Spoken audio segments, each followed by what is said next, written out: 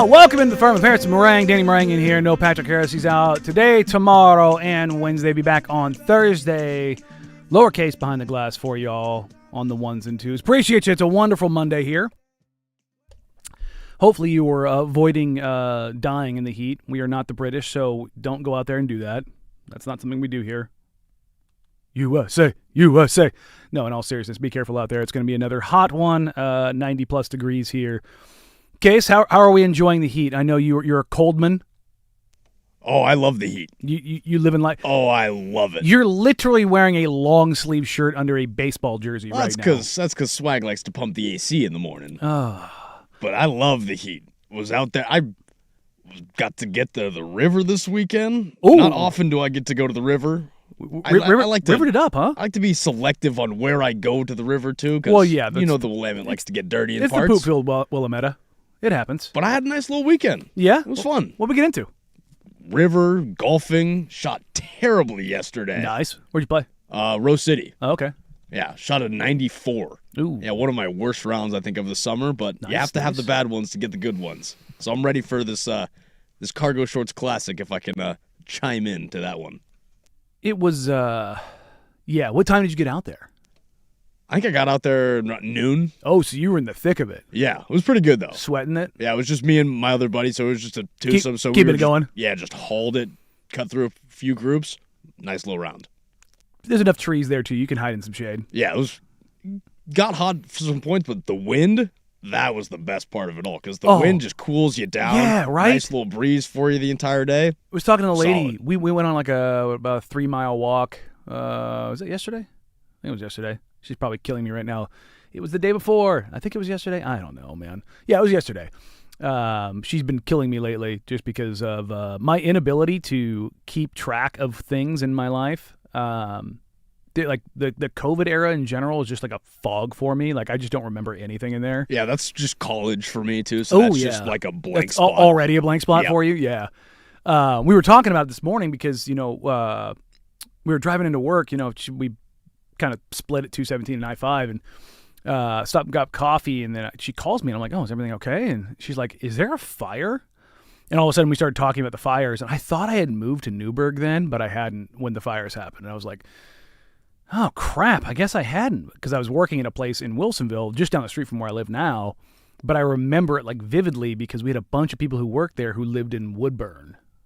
And remember, the fires were just nasty in Woodburn. Yeah, that was my first, I guess, the first birthday I had coming back from college. So it was the September before. I'd gone to school, was up in Spokane, hanging out with buddies. By March, we had all gotten sent home. Dorms shut down completely. No one pretty much allowed on campus, completely all online. And then by September, that was when the fires hit. So it was like I felt like I was still in high school, but I wasn't because it was still just online classes. Oh, God. It's really weird. That's got to be weird. It was kind of nightmarish because online courses, especially when you're taking classes that you're like, I should definitely be in person for a lot of this. Yeah. Kicks your butt a little bit. I took the OG online classes in 2006 when I was in the Air Force. Air quotes, online classes. I'd use a Dropbox to drop papers into. That was here's the thing you have to do. And back then, so when I was in the Air Force then, we had 100% tuition assistance as long as you got a C or better. And then for me, I needed to make sure I got at least a B or better because I wanted to keep my GPA up, blah, blah, blah. And I ended up CLEPing, 4 courses? For those who don't know what CLEP is, you basically just take a test and get the college credit for it. So I CLEPed a math class because I was done with math my sophomore year of high school because I'm a nerd and I'm good at numbers. And then I CLEPed public speaking. Easy money. I had to do an extemporaneous speech that was at least 20 minutes long. Easy money. Do you think I did okay at that? I bet you did okay. You have 5 minutes. Now give a speech on this is 20 minutes long. Yeah, that'll be an easy one. Yeah, so I did that. I CLEPed history class. What was the other one? I CLEPed one other one. God, I can't remember what it was now. My brain's not working. But yeah, I took a digital recording from the speaking class, the speech class, and was able to like get it off of like a hard drive and load it in and then drop it in the Dropbox. That was like an online class. I did pretty much the same thing for public speaking because that was when I had a 30-minute project that I had to do with another person in the class. I just did it over the Rooney Rule in the NFL, and that was nice. The months leading up to when Brian Flores had dropped the lawsuit immediately. So it was like, oh, I'll have a bunch of stuff to talk about for this one, and that was an entire class worth in 2 days. I just did that assignment. It was easy money. Yeah, no, I know it costs money to do it, but like if you're looking at budgeting for school and you're like, you'll do community college versus state college, stuff like that, legitimately go look. Like if you're good enough at something, go look at CLEPing things. For those that are wondering, it's CLEP. Go CLEP classes. If you're actually good at something and your degree requires X amount of credits or something, because I CLEPed it because of in the Air Force because of what I used to do in the military.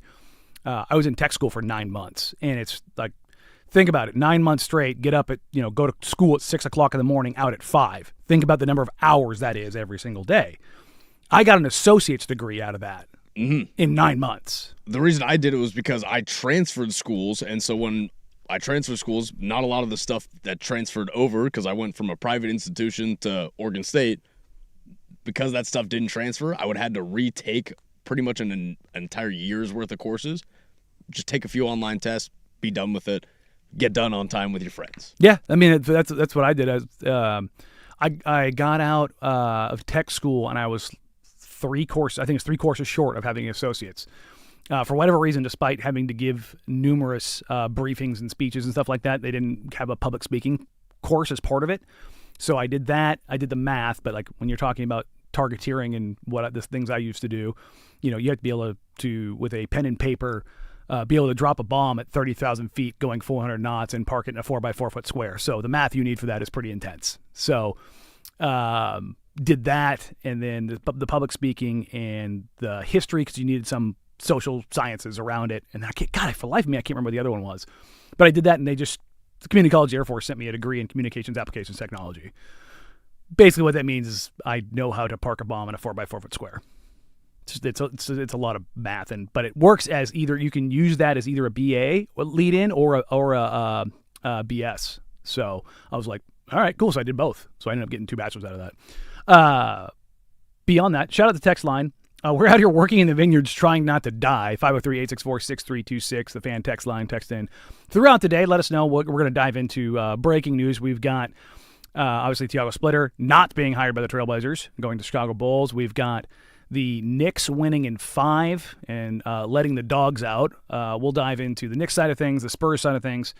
More Giannis Antetokounmpo news, the Team USA on Friday in the World Cup. The millions of things that came out of that. My goodness, the ratings came out, how Team USA looked in that, looking ahead. What's going on in the world around the World Cup? Have you seen the probably fake but incredibly well written Japanese tourist that has discovered the bottomless chips and salsa? No, I haven't. We have another victim who's been chipped to death. Oh, wow. R.I.P. All right. Pour one out for him. But we've got a million things to get to today, but I think I got to make sure I don't bury the lead here. Still unsure if the Cargo Shorts Classic is gonna go underway. So, for those that are wondering, people keep like, here Danny's gonna duck. Whoa. I'm not ducking anything. They scheduled it without me. It sounds like you're ducking. That's zero ducking. There's zero ducking. There's no quacking going on here. They booked the date and the time without talking to me. Hey, can you make this? Saturday, I could make. Friday, probably not. So, we'll figure that out when we get to that. But I've had more than a few people like, hey, what's going on here? I'm like, no. Let's put it this way, Case. I'm curious too. Okay, let's put it this way. Somebody books a tea time that you can't make. What do? Figure out what I need to cancel to make that tea time. Sometimes there's things you can't. See? Well, this is why some people have a lot of anger and contempt for me. See, but this is also why we had to change it because of Joe. And he changed it to what worked for him without talking to me. I don't understand what's going on here. It's like, whoa, let's Dirt was facilitating, And the 20th was on the table. I was like, yeah, we can make the 20th work. So the lady's going to get her nails done on the 20th. And I was like, you know what? I usually go get a little petty at the same time, but I can go do that. Let's go do that. That's doable because we're going to go down to the park that morning. I was looking at the weather. I was like, ooh, Saturday morning? That's going to be nice. But then all of a sudden, now we can't make it work. Sounds like there was more ducking going on beforehand than after. Because there was an agreed upon time. It does seem like there's a bit of ducking going both ways. Whoa. There's an agreed upon time. There was an agreed upon time. Let's get that clear. I had somebody come up to me at the gym today. It was like, "Hey, you doing the Cargo Shorts Classic on Friday?" And I'm like, "I don't know, man." Like people are legitimately asking me outside of the studio. Get her done. Trust me, I'm trying. Get them done. We're trying to figure it all out. Well, speaking of trying to figure it all out, let's try to figure out what the heck's going on with the Portland Trailblazers in their coaching search because one of their finalists just got hired by the Chicago Bulls. Tiago Splitter signed a contract. I heard that it happened last night. News broke this morning that Tiago Splitter is indeed joining the Chicago Bulls as their new head coach. Where does that leave the Blazers, and what are the ramifications and or fallout from this? We'll get to that here coming up next year on the Firm of Harrison Marang, 105.1, The Fan. The Fan.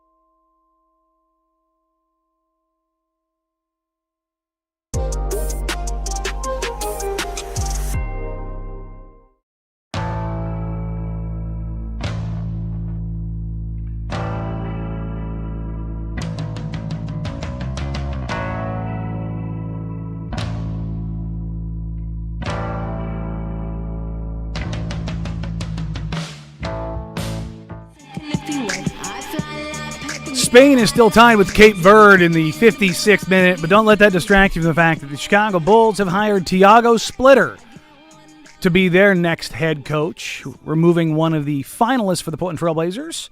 That happened about an hour ago, officially announced, breaking news, whatever you want to call it, from Shams Charania. I heard that it was pretty much taken care of last night, but I'm waiting to see if Thiago Splitter's salary is accidentally, air quotes, leaked, just to kind of see what comes out of that. But this is the next step for the Bulls. They have decided, after Billy Donovan stepped away, that they are going to go with Thiago Splitter as their next head coach.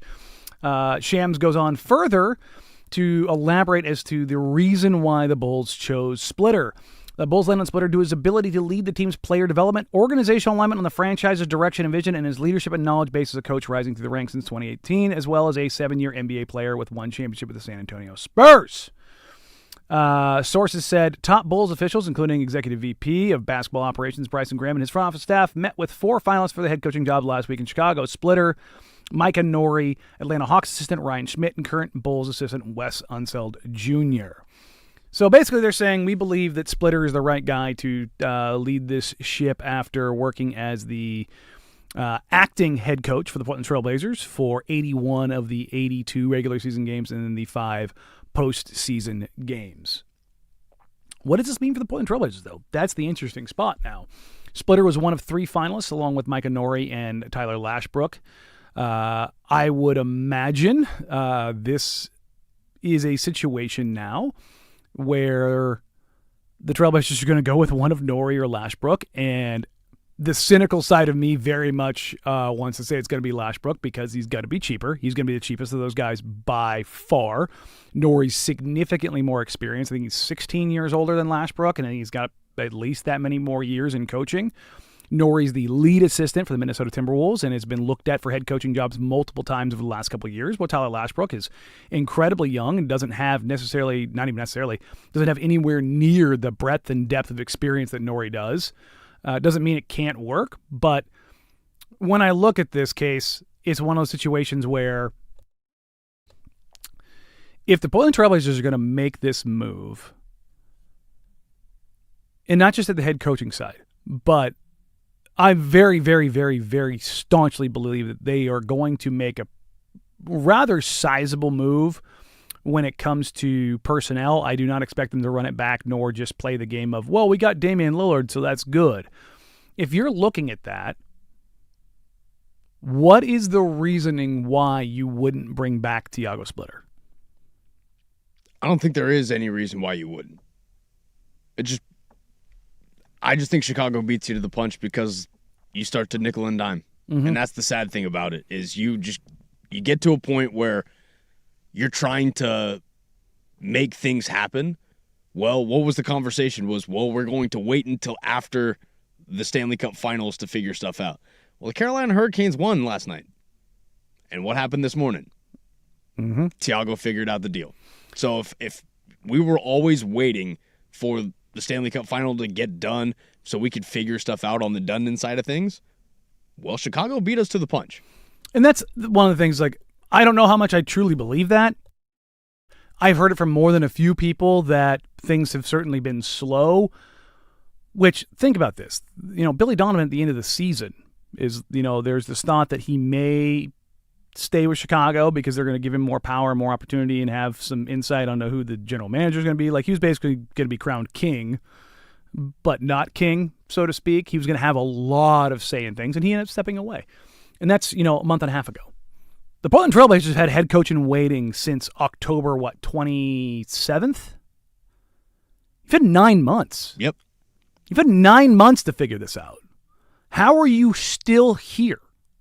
Like, if you're going to do the thing where you're interviewing while Thiago Splitter's still in the playoffs, how are you still here? And I don't want to hear this, they're in the Stanley Cup, you just got to figure it out. I don't know if you guys know this, but the NHL and NBA seasons run concurrently. So if that's the standard, explain to me how a damn thing is going to get done during the season. Is he going to be able to? Is he going to be able to be a part of both? Or are we consistently getting back to the robbing from Peter to pay Paul, where, again, like we had issues with Jody Allen, the Seahawks got lifted up as this championship team, and the Blazers kind of fell by the wayside some days. And that's what it feels like now. So that side of things is interesting. The other side of this is now, if you're talking about making a pretty sizable move, just throw the names that are out there, whether it's Giannis, whether it's Jaylen Brown, whether it's Anthony Davis, whether it's Trey Murphy, like whatever decisions end up getting made on the personnel side of things. I'm not saying you're throwing away a season, but you are if you're bringing in one of Norrie or Lashbrook, which everything seems to indicate it's going to be one of those two now. You're going to have a year where your head coach is figuring out how to be a head coach. Still a whole lot more question marks. And that's the part of this that I'm still trying to wrap my head around. Like, I'm not saying that Thiago's the greatest coach since sliced bread, but it's one of those situations with, you know what you have. And this is where I wonder how much of this is new owner syndrome. I want to pick the coach. I want to go get new players. I want to do this. I want to do this. I want to do this. I want to do this. And we keep hearing Dundon say, I know, I've learned. And it's like, have you? Have you learned? Because we talked about this on Friday with Harris. He kept asking, which job is better, Portland or Chicago? And I said, well, it depends on how you look at it. There's multiple ways to look at this. Number one, if you're Thiago Splitter, which organization makes you feel more comfortable? The one that pays me what I'm worth and that might give me the keys, so to speak, or the one that's going to nickel and dime me and kind of try to correct me at every turn that I make. And I'm on thin ice at all times.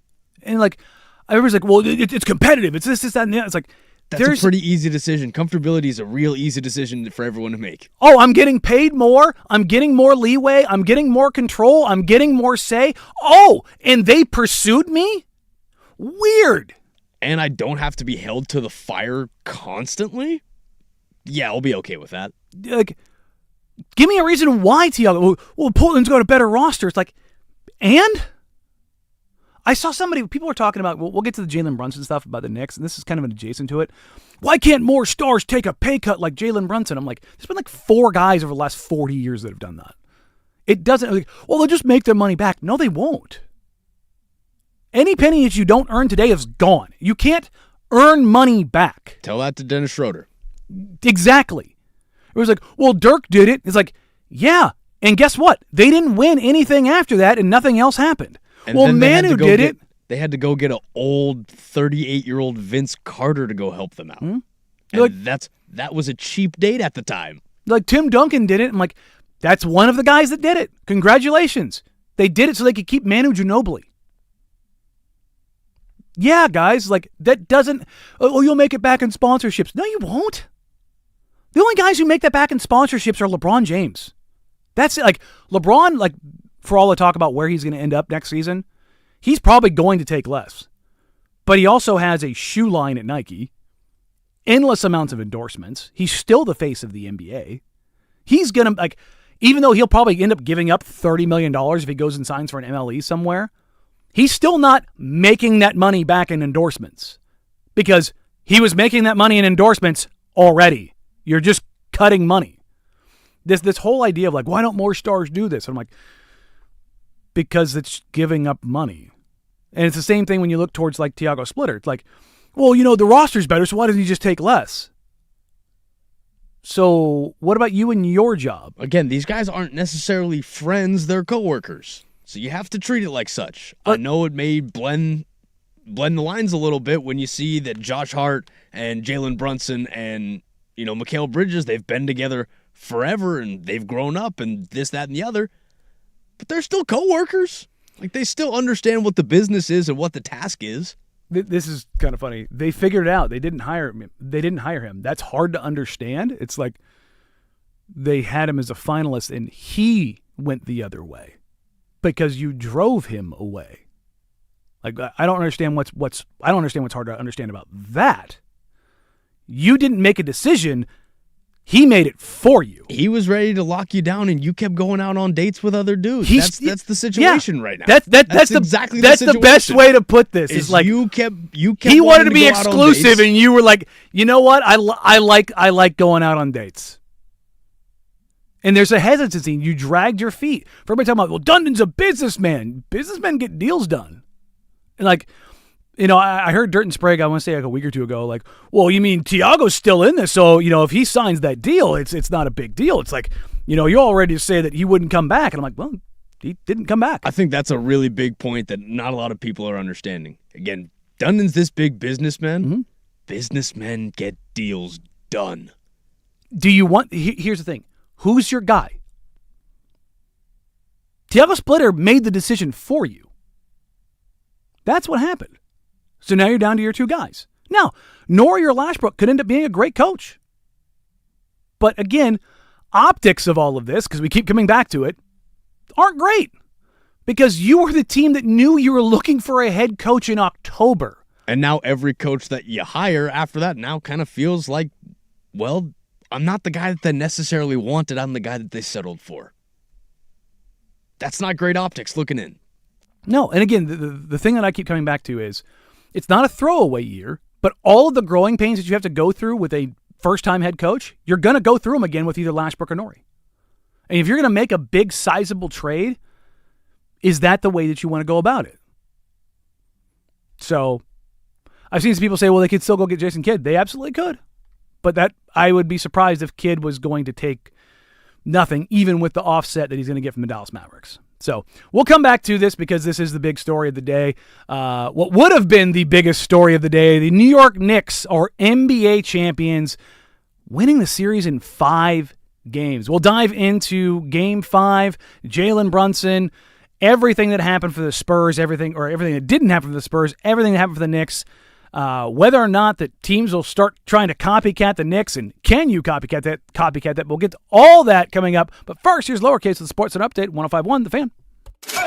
Now, from the George McCoy at Warren Allen Sports Desk, a Sports Center update on the Fan Sports Network, 105.1 FM and 1080 AM. This sports update is brought to you by Reynolds Defense Firm. If you've been arrested for a DUI, you need a team of attorneys that you can put your trust into. Call Reynolds Defense Firm today, online at reynoldsdefensefirm.com. First on the Fan, if you missed it over the weekend, the New York Knicks became NBA champions after defeating the San Antonio Spurs 94-90 on Saturday, clinching the Larry O'Brien Trophy for the first time in 53 years. Jalen Brunson was named the Finals MVP after an elite Finals performance as he finished with 45 points in Game 5 to cement himself as an NBA champion. Over to the NHL as Tom Dundon's Carolina Hurricanes became your Stanley Cup Finals champions last night. They defeated the Vegas Golden Knights 3-0 in Game 6 to clinch the cup for the second time in franchise history. Hurricanes captain Jordan Staal was awarded the Conn Smythe Trophy, becoming the oldest player to win MVP in the Stanley Cup playoffs.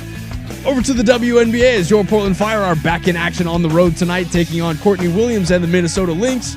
Tip-off set for 5 p.m., but make sure to catch all of tonight's coverage over on 9:10 a.m. when pregame tips off at 4:45. And finally, some NFL news for you as the New York Jets and right guard Joe Tippmann have agreed to a 4-year, $62 million contract extension.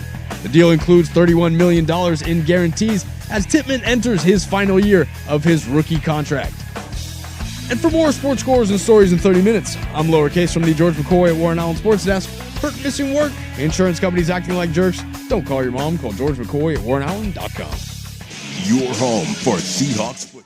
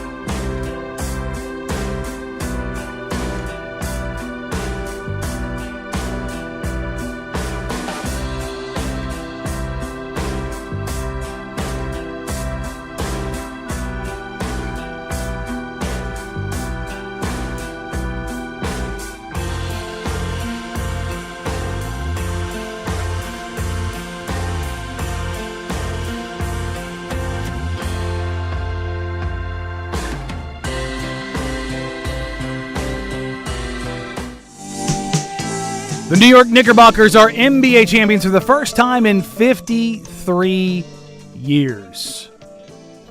94-90 in Game 5 in San Antonio. The Knicks win the series 4-1 behind the supreme, incredible play of Jalen Brunson. Finishes with 45 points, 3 boards, 3 assists, 2 steals on 14 of 27 from the field, 4 of 7 from 3, 13 of 15 from the free throw line. Scores nearly half the Knicks' points. And the Spurs did it again. The Spurs did it again where they came out and just punched New York in the face. The Knicks had a 13-point first quarter. That alone, you would say, Spurs won that game. Spurs won that game. That's done. That's over with. But the Knicks did what the Knicks have done this entire playoffs, this entire series. Just put the gas on in the third and the fourth. I mean, just supreme execution. That's what it comes down to. This is not I'm not being salty about this at all. I want to give the Knicks all their flowers. I firmly believe the Spurs are the more talented team. By a lot. By a lot. I think the Spurs are a more talented team. But they did not execute. They did not execute at all. Whenever they got punched prior to this series, they found an answer. They found no answers against the Knicks. And I give the Knicks all of the credit. Because every time there was an opportunity to claw into a game, they did. And the Spurs just didn't say no. You can say that's youth. You can say that's inexperience. I'm not taking that away from the Knicks because the Knicks took it every single time. Yeah, the Spurs just left the door open, and the Knicks walked through every single game. Now, what contributed to that is De'Aaron Fox and Steph Castle going 4 of 25. Steph Castle did not score until the very end of the game when he got a putback dunk. That'll do it for you. 1 of 10 for Steph Castle, 3 of 15 for De'Aaron Fox, 1 for 11 from 3 combined. And yet, combined, their plus-minus was 0. And we talked about what Mitch Johnson's going to do to pull these different levers and this, that, and the other. He just happened to pull the wrong lever few too many times. Yeah, maybe a little bit less De'Aaron Fox or maybe a little bit less Steph Castle. More Dylan Harper, man. Yeah. That dude was on fire the entire series. You saw it even in Game 6 a little bit where Dylan Harper almost took the absolute silence out of the Knicks fans who were in San Antonio. Mm-hmm. But Dylan Harper was around, and he was cooking in that fourth quarter to a point where I started to look around. I'm surrounded by Knicks fans, and I'm going, is anyone else watching what I'm seeing? Because this guy's getting going, and it's just getting started. You know, Dylan Harper has the opportunity on the breakaway layup, gets to the rim, and you think he's going to finish it, and he just short arms it. It's the only mistake of the game. Only mistake of the game, and I'm not going to kill the kid for that. The Knicks were able to do this with Karl Anthony Towns going 1 of 7 for 2 points.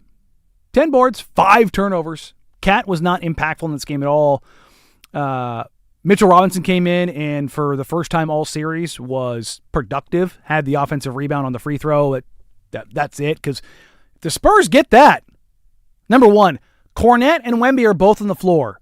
Holy crap, Mitch. That was big. That was really big. Mitchell Robinson is one of the 3 best offensive rebounders in the league. It's him, it's Steven Adams, and it's Donovan Clingan. Those are the 3 best offensive rebounders in the league. They're massive humans with preternatural ability to grab a ball off of miss like you would not believe. And for Mitch to grab that and give them that other opportunity, just that was the play, man. Like, Jalen Brunson was incredible. I mean, you had, 9 points off the bench in total? Yeah, it was 9 points off the bench. Mitch Robinson with 2, Jordan Clarkson with 2, Landry Shamet with 5. And other than that, OG was not good. It's 3 of 11. Josh Hart was okay. Mikal Bridges was solid. But it's Brunson. Brunson scores half your points. He had 45 points. The rest of them scored 49. Mm-hmm. That's the game. That, to me, is up there with I think Giannis's performance is better. But in the series clinching win against the Suns where Giannis has a 50-point triple-double. Like, that's... There you go. But that's what closers do. And, Brunson was not efficient in this series really until this game. I think this is the first game where he had a plus true shooting percentage above league average.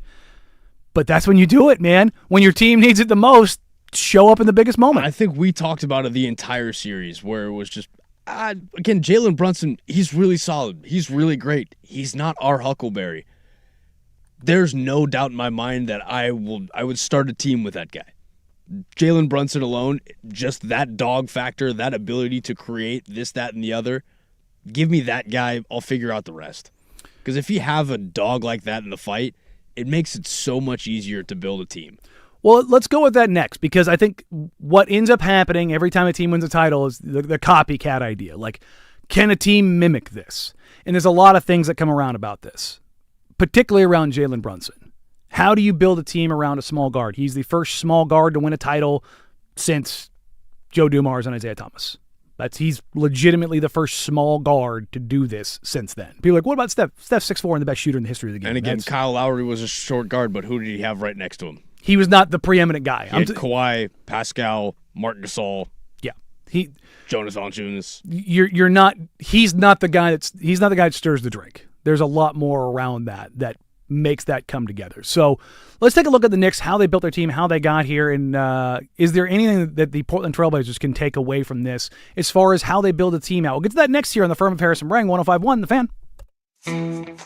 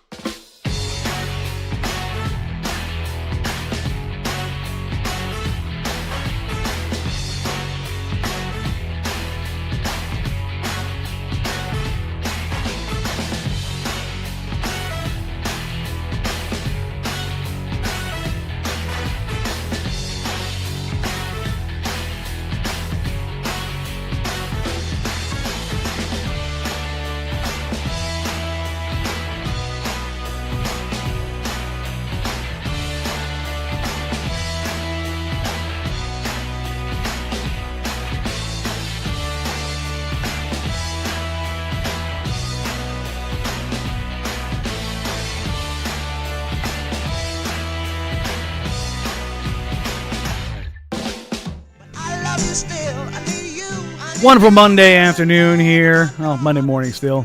It's afternoon to me. I don't know. Time's a flat circle. The New York Knicks are world champions, which is still weird to say. I was talking to Dirt and Sprague this morning in a break, and I was like, as good as this Knicks team was, whatever you want to call it, I look at this team and I very much think this is the '08 Celtics all over again. We're never going to hear the end of this. We're never going to hear the end of this. And I hate that. Part of me doesn't think that they compare to any other team in NBA history. Like, if they stacked up against any other championship team. Who are they beating? That's what I don't think they're beating many other championship teams. And I'm not doing that to take away from them. Not at all. I just think that it's a very anomaly of a team to win. If you told me that this Knicks team was in the NBA Finals next year, I would be a little surprised, if I'm being honest. I think they came together and it's a magical run. I don't think this is a replicable thing. And there's a lot of reasons why. You look at this Knicks team, and they were the perfect blend of talent, cohesion, locker room, development, timeline, all of the things, which that's true of most teams. But as far as like top-end talent, this isn't the Pistons, where every single guy was an all-star. This isn't even what the Mavericks, I thought, were a few years ago. That's probably the closer comparison. The Dirk Mavericks, where you had some older guys on that team, and Tyson Chandler and Jason Kidd, who were very good. Dirk was an absolute monster. Brunson was great in Game 5. He was not great in the other games, whereas Dirk was Dirk. I mean, it's one of the best finals performances of my lifetime. That's a different story when you take that. And when you talk about Dirk versus Jalen all time, give me Dirk every single time. And it's not particularly close. And that's not a shot at Jalen. Like what Jalen did in Game 5, what he did this year, especially as a small guard, is going to cement him as an all-time great. But one of the things that the Knicks have going for them was everything that they did to build this team. Whether it was having Rick Brunson as a coach and the Mavs fumbling Jalen Brunson not once but twice. They had a deal in place twice and they backed out of it twice. That's what allowed them to Jalen Brunson to say, screw it, I'm going to my dad, I'm going with Leon Rose, I'm going with guys that I know. And then out of that, taking a deal for significantly less. Excuse me, I have a frog in my throat. But when you look at that, is that replicable? No. It's very similar to Blazers adjacent to the Carolina Hurricanes, who just won a Stanley Cup final, first time in 20 years. Congratulations, Tom Dundon. All that. Somebody's like, Tom Dundon won an NHL Stanley Cup Finals. Let's see what he can do with the Blazers. He's clearly a winner. Jimmy Haslam won a MLS title with the Columbus Crew. How are the Browns doing? Again, it was you woke up this morning with a brand new Stanley Cup, but you also found out that the guy that you were sitting at the top of your coaching list is not there Went somewhere else. But here's a similarity for the Blazers and Tom Dundon with the Carolina Hurricanes and Rod Brind'Amour. Brind'Amour doesn't want to coach anywhere else. He's a legend there. He's willing to work for less. That is luck. That is luck. Once in a lifetime type of brain, type of person. The Knicks having Rick Brunson on the staff, wanting to be a Nick lifer, like all that, and then having a son who also wants to do that is luck. That is not replicable. What is replicable? Going out and getting Josh Hart, going out and getting Mikal Bridges, going out and getting OG Anunoby, going out and getting Karl Anthony Towns. There's a lot of luck involved in that, but there was a lot of risk involved in every one of those moves, especially going and getting Cat. Especially going to get Cat. OG Anunoby's a title winner, and we knew what he was. And if I'm a Minnesota Timberwolves fan, I think I saw this the other day. Another Minnesota superstar that goes and gets a ring somewhere else. Kevin Love. Andrew Wiggins, and Karl Anthony Towns. I think there's a few more in there too. But it's like, ooh, that's tough. That's tough. Also, Cat's got to be looking at Jimmy Butler a little sideways right now. You know, Jimmy wasn't wrong. And Kevin Garnett. Oh yeah, and KG with Boston. Duh. But God, those are the four best players in that franchise's history, probably. Yeah. Not close. Yeah, I mean, Marbury, Gugliotta, Zerbiak. It's Kevin Love, Kevin Garnett, Karl Anthony Towns, and Andrew Wiggins. Got it right. You're right, it is. And then now they have Anthony Edwards. But if Ant Edwards wants to go somewhere, I'm putting a bet that Ant Edwards is going to win a championship. But here's where the Blazers can kind of look at this. Damian Lillard's making MLE money. You could not get Damian Lillard at this price regularly. I don't want to say luck because he's coming off an Achilles. That's never good. But you're able to add him back without giving up assets. Solid recipe. There's some luck involved there. Now, what they do or don't do this summer could be fundamentally transformative. They took some of those assets and they went and got Toumani Camara. They actually was part of the Dame trade. They went and got Denny Avdia. They went and got Jrue Holiday. Okay? So, what do they do this summer that pushes them closer to that level? Can they do something that pushes them closer to that level? Because the Knicks didn't just do one move. They get Brunson. They get Hart. They get OG. They get McHale. Then they go get Cat. So if Cat was the last piece, and Cat's probably the biggest superstar of those five. Jalen, but he wasn't then. He was good, not great. When they made them, go back and read the comments under Shams' post when he got the extension. When he got the 4-year extension. People were killing the Knicks. Killing him. And for the record, Jalen Brunson next year will make $38 million. The next year, $40.5. The next year after that, $43.3. That's a player option. I've talked to a few people in the league who firmly believe that Jalen Brunson will be opting out of that player option and the Knicks will take care of him on the back end. Because they kind of have to. But the idea that he's going to make the money back, that's not happening. And the reason why this team was able to be built the way that it is because Jalen Brunson's contract is structured that way. Mikal Bridges makes $4 million a year less. OG Anunoby makes $5.5 million a year more. Cat makes $20 million a year more. This is not possible without having Jalen Brunson on that contract. And that's the guy that just dropped 45.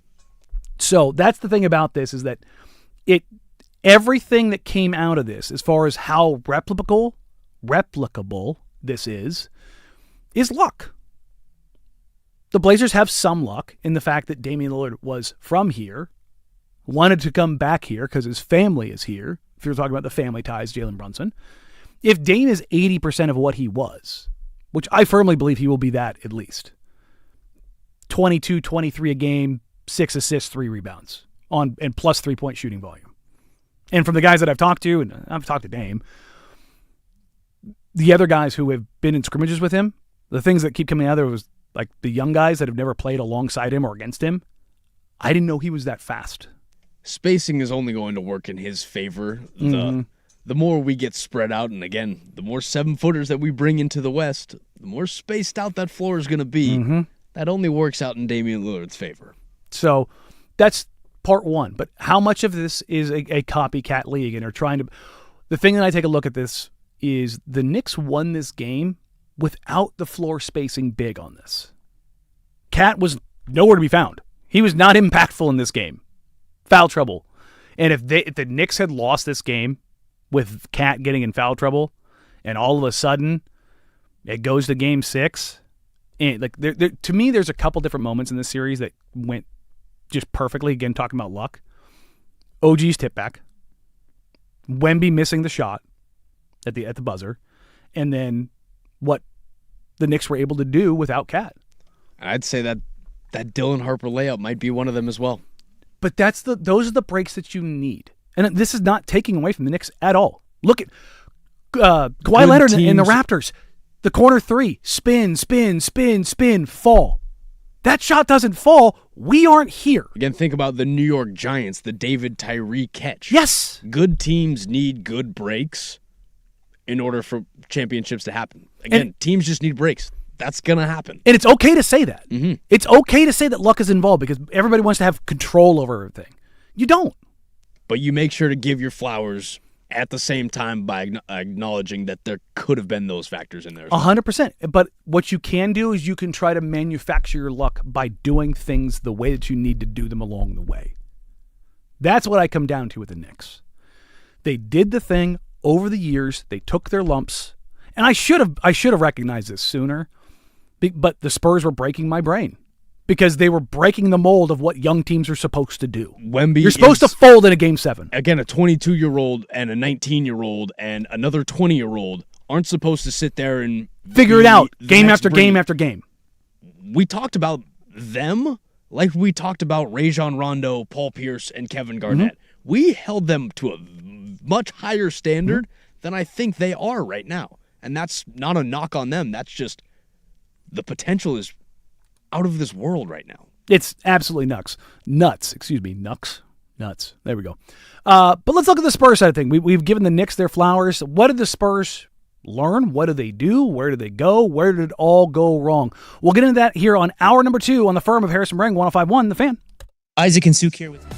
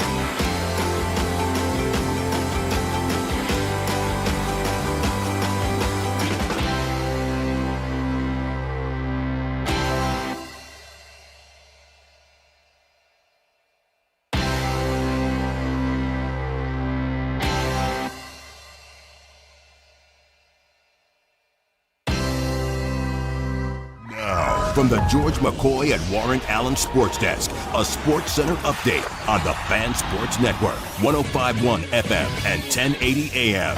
This sports update is brought to you by Mountaintop Metal Roofing. No maintenance, energy efficient, fire resistant, and a lifetime warranty. Do it once, do it right. Visit mountaintopmetalroofing.com. First on the Fan, if you missed it over the weekend, the New York Knicks became the NBA champions after defeating the San Antonio Spurs 94-90 on Saturday, clinching the Larry O'Brien Trophy for the first time in 53 years. Jalen Brunson was named the Finals MVP after an elite Finals performance run as he finished with 45 points in Game 5 to cement himself as an NBA champion. Over to the NHL as Tom Dundon's Carolina Hurricanes became your Stanley Cup Finals champions last night as they defeated the Vegas Golden Knights 3-0 in Game 6 to clinch the cup for the second time in franchise history. Hurricanes captain Jordan Staal was awarded the Conn Smythe Trophy, becoming the oldest player to win MVP in the Stanley Cup playoffs. Over to the WNBA as your Portland Fire are back in action on the road tonight, taking on Courtney Williams and the Minnesota Lynx. Tip-off set for 5 p.m., but make sure to catch all of tonight's coverage over on 9:10 a.m. when pregame tips off at 4:45. And finally, some NFL news for you as the New York Jets and right guard Joe Tippmann have agreed to a 4-year, $62 million contract extension. That includes $31 million in guarantees as Tippmann enters his final year of his rookie contract. And for more sports scores and stories in 30 minutes, I'm Lowercase from the George McCoy at Warren Allen Sports Desk. Hurt missing work? Insurance companies acting like jerks? Don't call your mom. Call George McCoy at WarrenAllen.com. The home of prime time.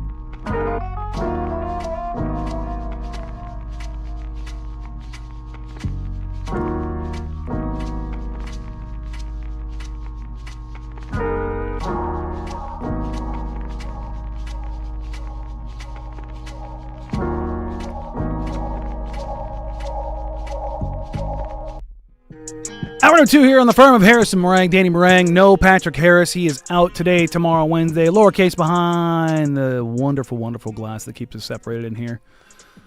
It's a good thing to have in there every now and then.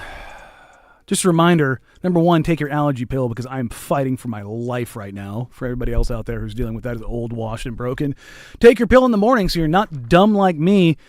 And then remember, the 12th Annual Fan Golf Classic is presented by Toyota is sold out. If you're still trying to get in, sorry. We're packed out all the way. Good. Foursome this year's tournament, Langdon Farms Golf Club went in record time. If you've missed on this year's event, be sure to jump on it early next year. We say this every year. It sells out every year. Special thank you to our sponsors for this year's tournament. Victor Rico's is back bringing burritos pre-round, Matt's Barbecue, which will be feeding our golfers post-round in the Red Shed.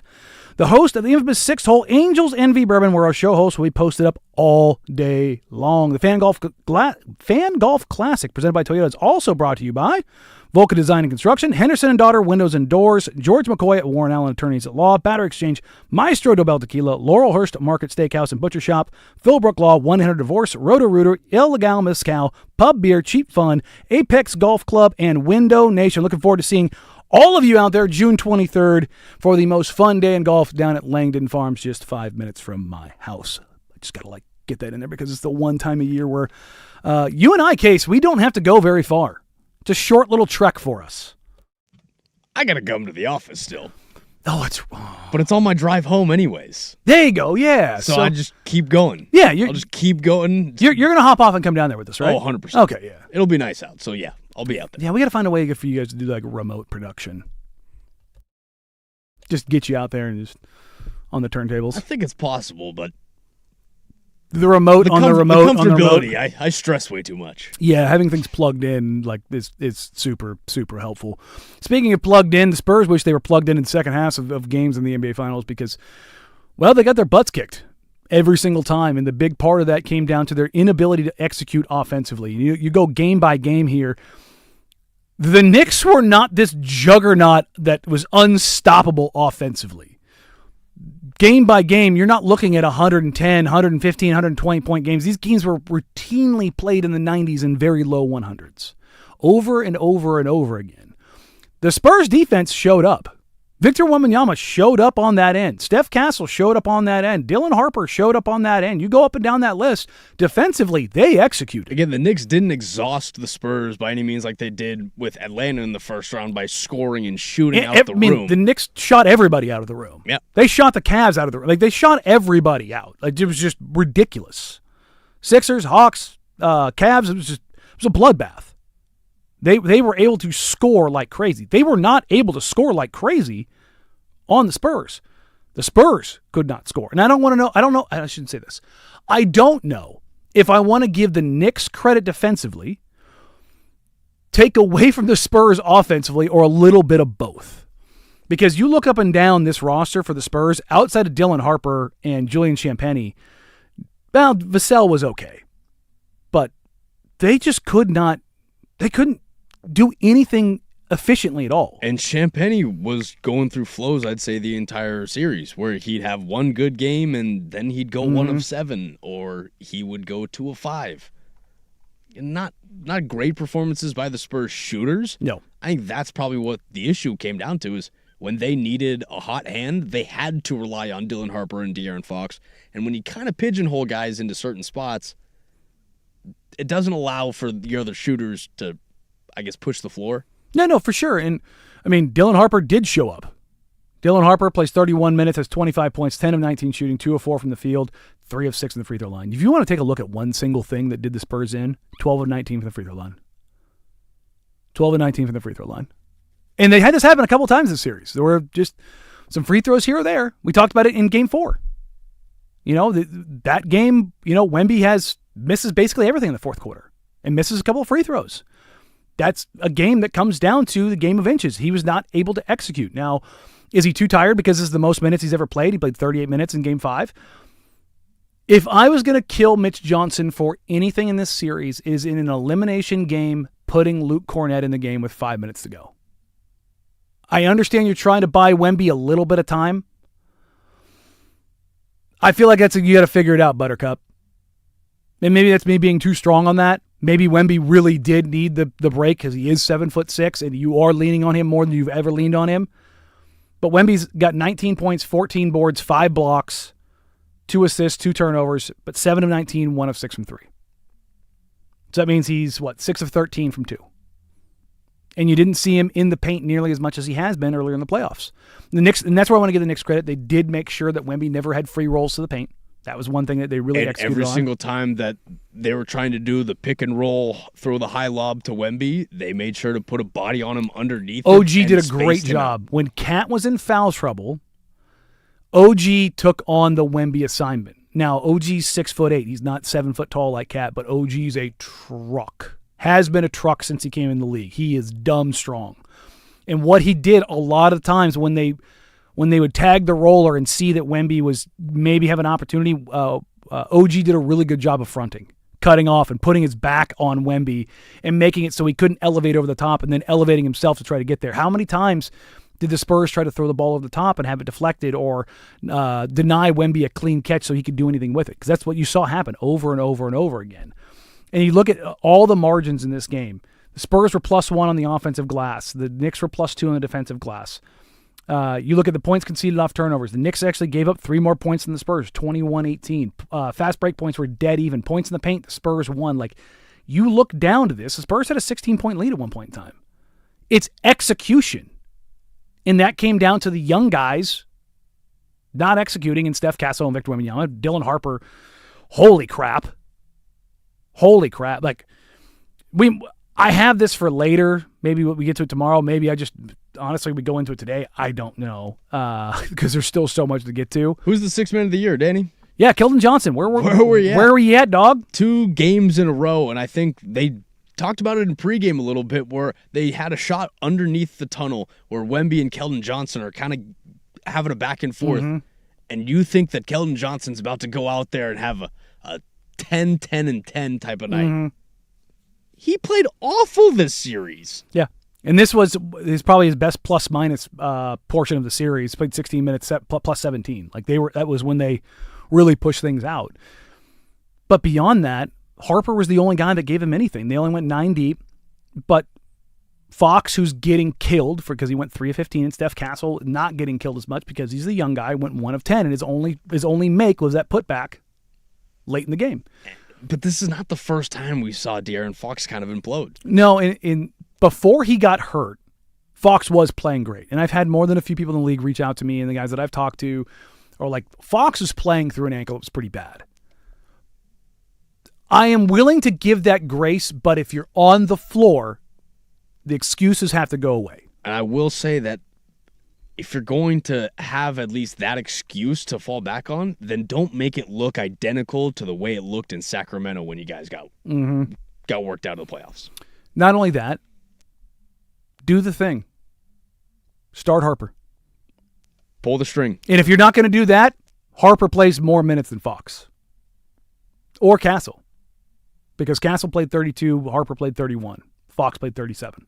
I just look at the final 2 possessions that the Spurs needed a shot, needed a bucket. Oh, when Fox didn't get it done and it went to Harper? When Fox didn't get it done, and then you go to Wemby on the next possession, Wemby doesn't get it done. And so you're looking around like, all right, I have to go to the guy. You should have pulled that string probably a little bit earlier, because he was cooking. If you pulled that Dylan Harper string and he goes and starts to cook a little bit, spaces the floor a little bit better, creates for Wemby, and then all of a sudden he drives down and kicks it out to De'Aaron Fox, who's open, you start treating De'Aaron Fox and Dylan Harper, you just go interchangeable with them.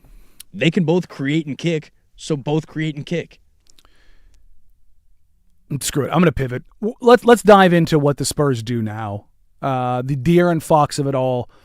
What doors does this open up, and how does this shake things up heading into this NBA offseason? Because we always talk about this. The team that loses, what are they looking at?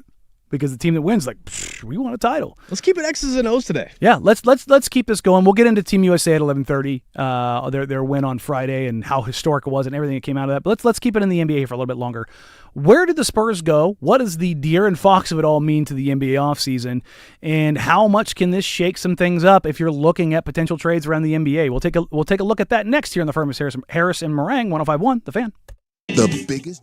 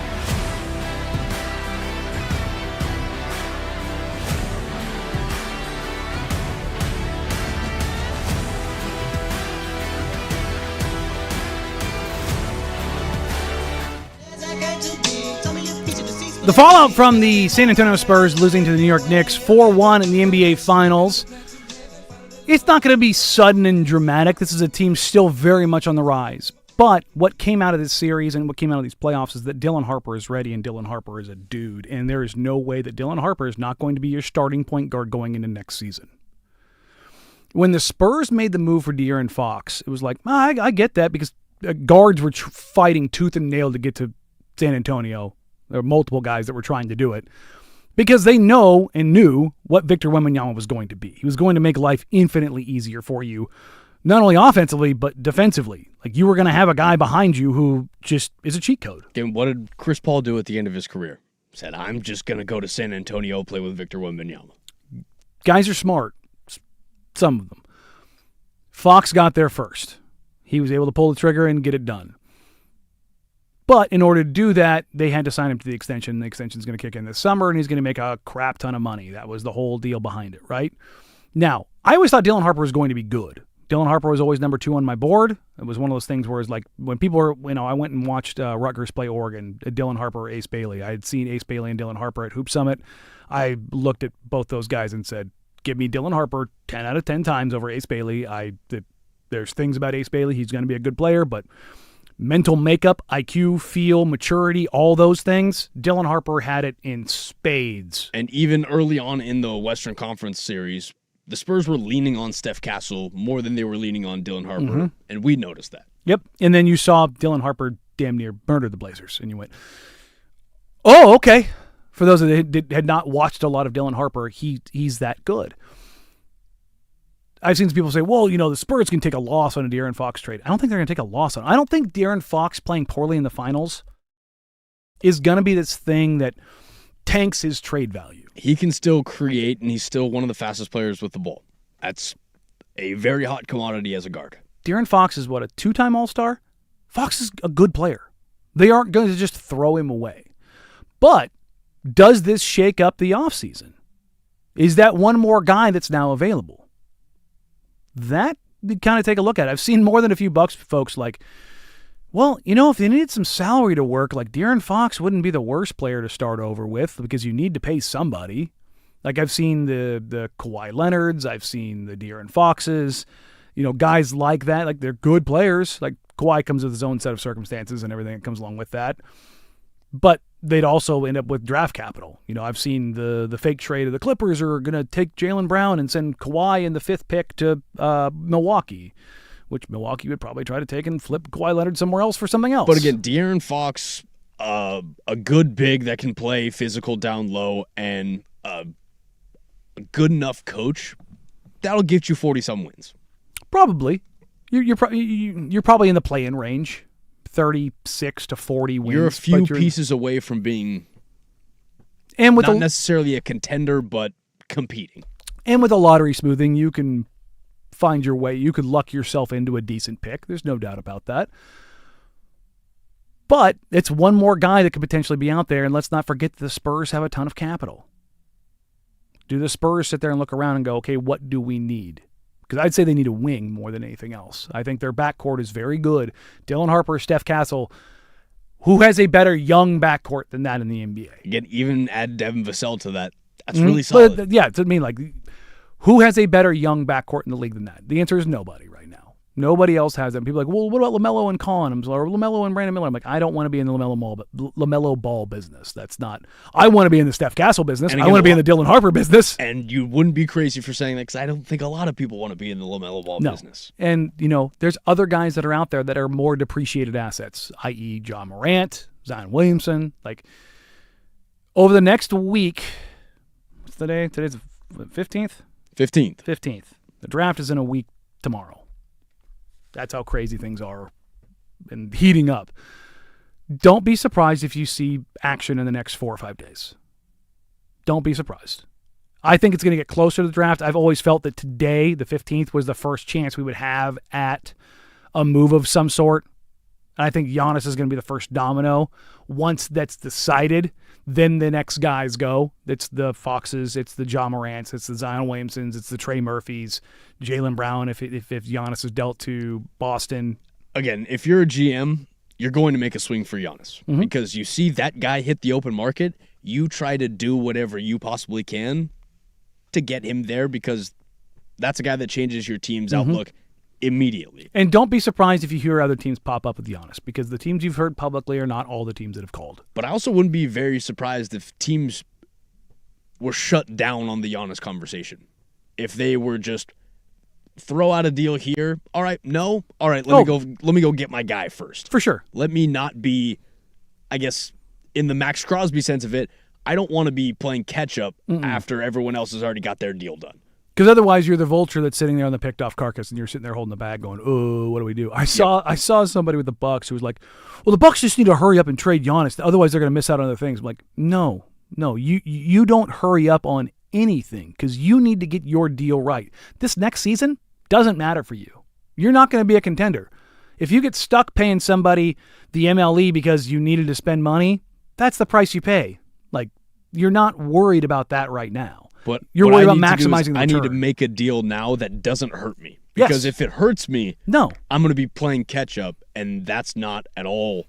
Again, I'm going to be playing reset, trying to hit that reset button every single game. That's not what a team wants to do if you're trying to move forward. No, but you need to make a clear cut. I mean, the Blazers did this with Damian Lillard. You know, CJ McCollum's out, Josh Hart's out. You just kind of go down the list of guys and then it was like, it became very clear that Dame was going to want out. And they did what I thought at the time, and still think today, was the best possible deal on the table. That's what I think the Bucks are going to do. I don't think they're just going to ship him off to Miami. It was like, the Miami deal's it's okay. If you think Khalil Ware is going to be a good player, I don't fault you. I think I was higher on Ware coming out than I think most people, even if he does have a bit of a 10-cent head. Again, that's in the same argument or the same vein. You could say that about people believing in Donovan or Young or the Youngblood. That's again, it's a risk that you're taking. Yeah, no, 7-footer who's believe in a guy. Yeah, I'm going to believe in a guy. But if you're going to tell me that Khalil Ware is the feature piece of a Giannis Antetokounmpo package, people are like, well, you also get the 13th pick in this draft. It's a really good draft. I'm like, yeah, but the draft falls off at 9. And it falls off pretty substantially at 5. Yeah. Yeah, I mean, unless you like one of the guards. Like if you're a Keaton Wagler, Mikhail Brown, Darius Acuff, like one of those guys is your Huckleberry. After that, there's a divide. Now it's the top 4. To be honest, it's the top 3, and then if you're a Caleb Wilson guy, it's 4. After that, though, there's 3 guards that you think they're going to be pretty damn good. There's a wing that's going to be pretty good, and then there's a 7-footer that's it's the Michigan guys. Is going to be out. It's a Damara and it's Jaxa Lenberg and it's Morris Johnson, like guys like that, and then Nate Amen at Tennessee, like that's the grab bag after the guards. And again, I think a lot of those guys are going to be good players, but you get to 13, you're not. There was like, well, Giannis was. That's like that's fine, but the math Giannis of this, was 17. Yeah, but that my point of all this stuff was, well, SGA was this and Jalen Williams was this. It's like you're pointing out exceptions, not rules. The math over long periods of time, the higher you're picking, the more likely you are to get an All-Star. Do we remember Justice Winslow? Yes. Do we remember Emmanuel Mudiay? Yes. There's a lot more of those guys than there are stars. Now you can find, like, again, Giannis is one of those guys. Nikola Jokic is one of those guys. Josh Green. Johnson. I mean, it's just you go down the list. Dragon Bender. Oh, who doesn't look a little Dragon Bender? Great name. But you take a look at where things are headed, where things are going. I would not be surprised. Again, I think the Spurs are more likely to move Fox than the Thunder are to move one of J-Dub or Chet. But I don't think either of those are entirely unlikely. I think both those teams are going to look at where they got and understand where they want to be. The Thunder have already been there, so they know what it takes, right? So I don't expect them to make those moves. The Spurs, like coming into this season, I said the one thing that I'm not sure about is their wing depth. And Keldon ended up winning 6th Man of the Year, and Harrison Barnes was a viable player throughout the regular season, but they're still missing some of that. Will they trade Fox? Probably not, because I always default to most teams not making moves, but I would not be surprised that a discussion taking place where R.C. Buford basically says, if you're staying, you're coming off the bench. Now, they could go and say we're going to start Fox, Harper, and Castle, because Castle, I think, can be a little bit of a smaller 3, even at 6'6". It's doable. I wouldn't necessarily go about it that way. I would much rather have 6'5" Dylan Harper as my point guard and 6'6" Steph Castle as my 2 guard, and then Fox and whatever else you want. Go find some viable depth.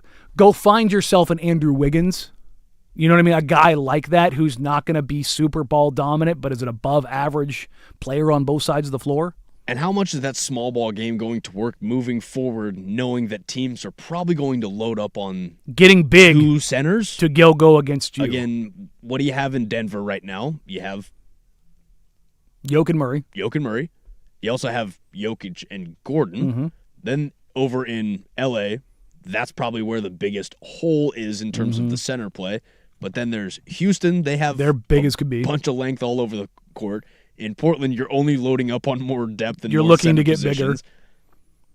So if you're going to go play the small ball route, you better hope that you play small ball faster. Better than everybody else. At a much quicker click than ever. People are always like, well, the Warriors, they played small ball. I'm like, yeah, they had, the best shooter of all time, the best scorer of all time, and then you had a top 5 shooter and a generational defender. And they were a team that still needed to get offensive rebounds in order to win games. Oh, and because a transcendent they still missed sixth man a lot of shots. in Iggy. Yep. Or Sean Livingston or Andrew Bogut. Just go up and down the list of Leandro Barbosa. All of the guys that they had that was supporting cast-wise. And I think what failed the Spurs in this series was their supporting cast. So, well, we're going to pivot away from basketball. We're going to flip back, or not flip back, we're going to dive into some soccer talk. Yes, Team USA 4-1 win in front of a record audience for USA Soccer on a record performance. We'll get to that, but first, here's Lowercase with the Sports Center Update, 105.1 Fan. Now, from the George McCoy at Warren Allen Sports Desk, a Sports Center update on the Fan Sports Network, 105.1 FM and 1080 AM. This Sports Center Update is brought to you by Laurelhurst Market Steakhouse and Butcher Shop, a great spot for any occasion, and don't forget, you save 10% on your Butcher Shop order when you dine in. Menus and more at laurelhurstmarket.com. First on the Fan, if you missed it over the weekend, the New York Knicks became NBA champions after defeating the San Antonio Spurs 94-90 on Saturday, clinching the Larry O'Brien Trophy for the first time in 53 years. Jalen Brunson was named the Finals MVP after an elite Finals performance run as he finished with 45 points in Game 5 to cement himself as an NBA champion. Over to the NHL as Tom Dundon's Carolina Hurricanes became your Stanley Cup Finals champions last night. They defeated the Vegas Golden Knights 3-0 in Game 6 to clinch the cup for the second time in franchise history. Hurricanes captain Jordan Staal was awarded the Conn Smythe Trophy, becoming the oldest player to win MVP in the Stanley Cup playoffs. Over to the WNBA as your Portland Fire are back in action on the road tonight, taking on Courtney Williams and the Minnesota Lynx. Tip-off set for 5 p.m., but make sure to catch all of tonight's coverage over on 9:10 a.m. when pregame tips off at 4:45. And finally, some NFL news for you as the New York Jets and right guard Joe Tippmann have agreed to a 4-year, $62 million contract extension. That includes $31 million in guarantees as Tippmann was entering his final year of his rookie contract. And for more sports scores and stories in 30 minutes, I'm Lowercase from the George McCoy at Warren Allen Sports Desk. Hurt, missing work, insurance companies acting like jerks. Don't call your mom. Call George McCoy at warrenallen.com. Sports Saturday with Joe.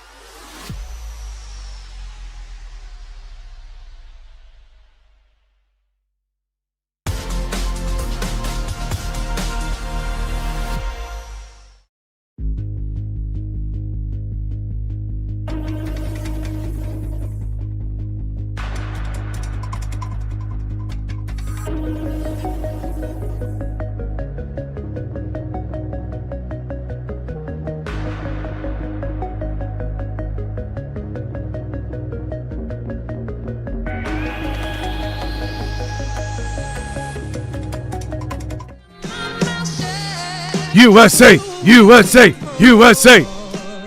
That was a chance breaking out as Team USA knocked off Paraguay 4-1.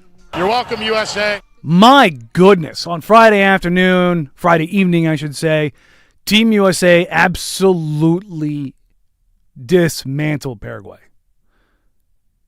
The analysts around the world and the U.S. soccer analysts and soccer Illuminati cannot stop, give Harris a little love here, waxing poetically about Team USA's performance. For those that are not huge soccer fans or you're not as plugged into it, Paraguay was not the best team on the face of the planet, but this is a team that beat both Argentina and Brazil in World Cup qualifying. Who does Argentina have on their team, Danny? Leo Messi. Pretty good. Pretty good. Also, the rest of that team, pretty good. Same with Brazil. They had one of the best defenses in South American qualifying, and they got absolutely decimated by Team USA. These are the numbers. These are all the Opta tracking data that came out of the first half. Team USA had 71% possession in the first half against Paraguay. The most in a first half of a World Cup game in the modern era. Let that sink in for a second, okay? Beta A. Chris Richards completed all 83 passes he attempted against Paraguay. The most passes with 100% accuracy rate by any player in the World Cup since 1966. Flawless. Okay? Here's some stats that came out of this, again, from Opta Sports Tracking. Team USA against Paraguay, 15-3 edge in completed dribbles. And this is in the first half. 26-2 edge in touches in the opponent's box. 293-91 edge in completed passes. Again, this is a team that beat Argentina, Brazil, and Uruguay in World Cup qualifying. They also scored more goals than they've ever scored in a game in the World Cup with 4. They scored more goals in that game than they did in their last World Cup appearance. 3 total. Okay? Everything went their way. More in the first half than their last World Cup performance. If you said 3 total in their last, they had 3 goals by the 49th minute. And Flo Balogun was absolutely insane. His run, cutback, and goal were just, woo, buddy. Little joke here, little fun. Shout out birthright citizenship. Do you know the story behind how he's actually a U.S. citizen? No, hit me with it. His parents were here on vacation. Flight got delayed because they would not let her on the plane because she was so pregnant. So she had to stay here, and he was born here. That's a heck of a story. Anchor baby. It's awesome. To be honest, it's like... And now he's competing in the World Cup. For Team USA. That's... Like...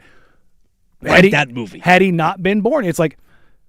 I saw somebody say it, it's the Statue of Liberty. Give us your tired, your weak, your huddled masses, and we'll kick your ass with them. That, I mean, to be honest, historically, that is the U.S. motto. Oh, the people you think are the dregs of your population and people who want to have their freedoms and have things their way, we'll all come together.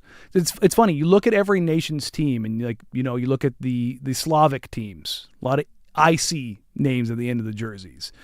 You look at the English team, and there's a lot of Joneses and Kanes, and you look at the Norwegian or Nordic countries, a lot of Sons, Andersons, and Carlsons, a lot of those names. Look at Team USA. You got a Pulisic, you got a McKinney, you got a Balogun. it don't matter. It is a melting pot of melting pots. Harris and I, when we were out at Goal PDX on Friday, again, shout out to those guys.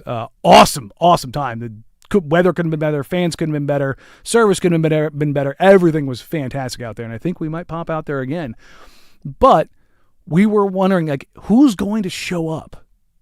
Who's going to show up? Who's going to be the guys and how effective they can look? Mauricio Pochettino, I wouldn't say got killed, but he didn't play his best 11 in a lot in the lead up. And you're like, well, how's this going to look? Turns out Poch got it locked down. And now you're wondering, like, well, can Team USA maybe throw a little more money his way to keep him around instead of him going and taking a managerial job somewhere else with another team? Pulisic probably played his best game for Team USA. Stats be damned. Just how much of a... Did you see how much Paraguay... There's a video that was surfacing around. They basically gave him LeBron James treatment. They doubled him and said, anyone but you. Every time he attacked down that left wing, they sent a double at him. Almost every damn dribble within 40 yards, they sent a dribble at, or they sent a second defender at him. That's pretty special. And he broke by them over and over and over. And the number of chances he created, just threatening passes. This was not a hoof and pray. This wasn't just trying to play the ball over the top and figure it out. One of the goals they scored, I can't remember who had it, but they charted, I think it was 27 connected passes, and it was like 3 minutes of possession before they put it in the back of the net. I mean, it was like prime Spain.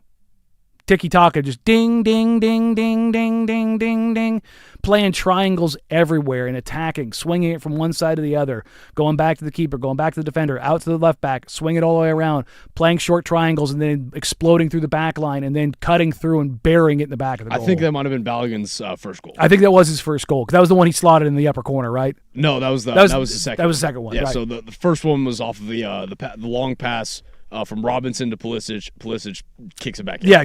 The cross back end, yeah. But, I mean, you just had play after play after play after play. Like, it was really fun to watch the world react on Twitter. And by the world, I mean the non-U.S. fans. Fans in England, fans in Germany, fans in Brazil, fans all over Africa. Like, they were like, what is this? I've never seen Team USA play like this. Like, they're playing elite brand soccer.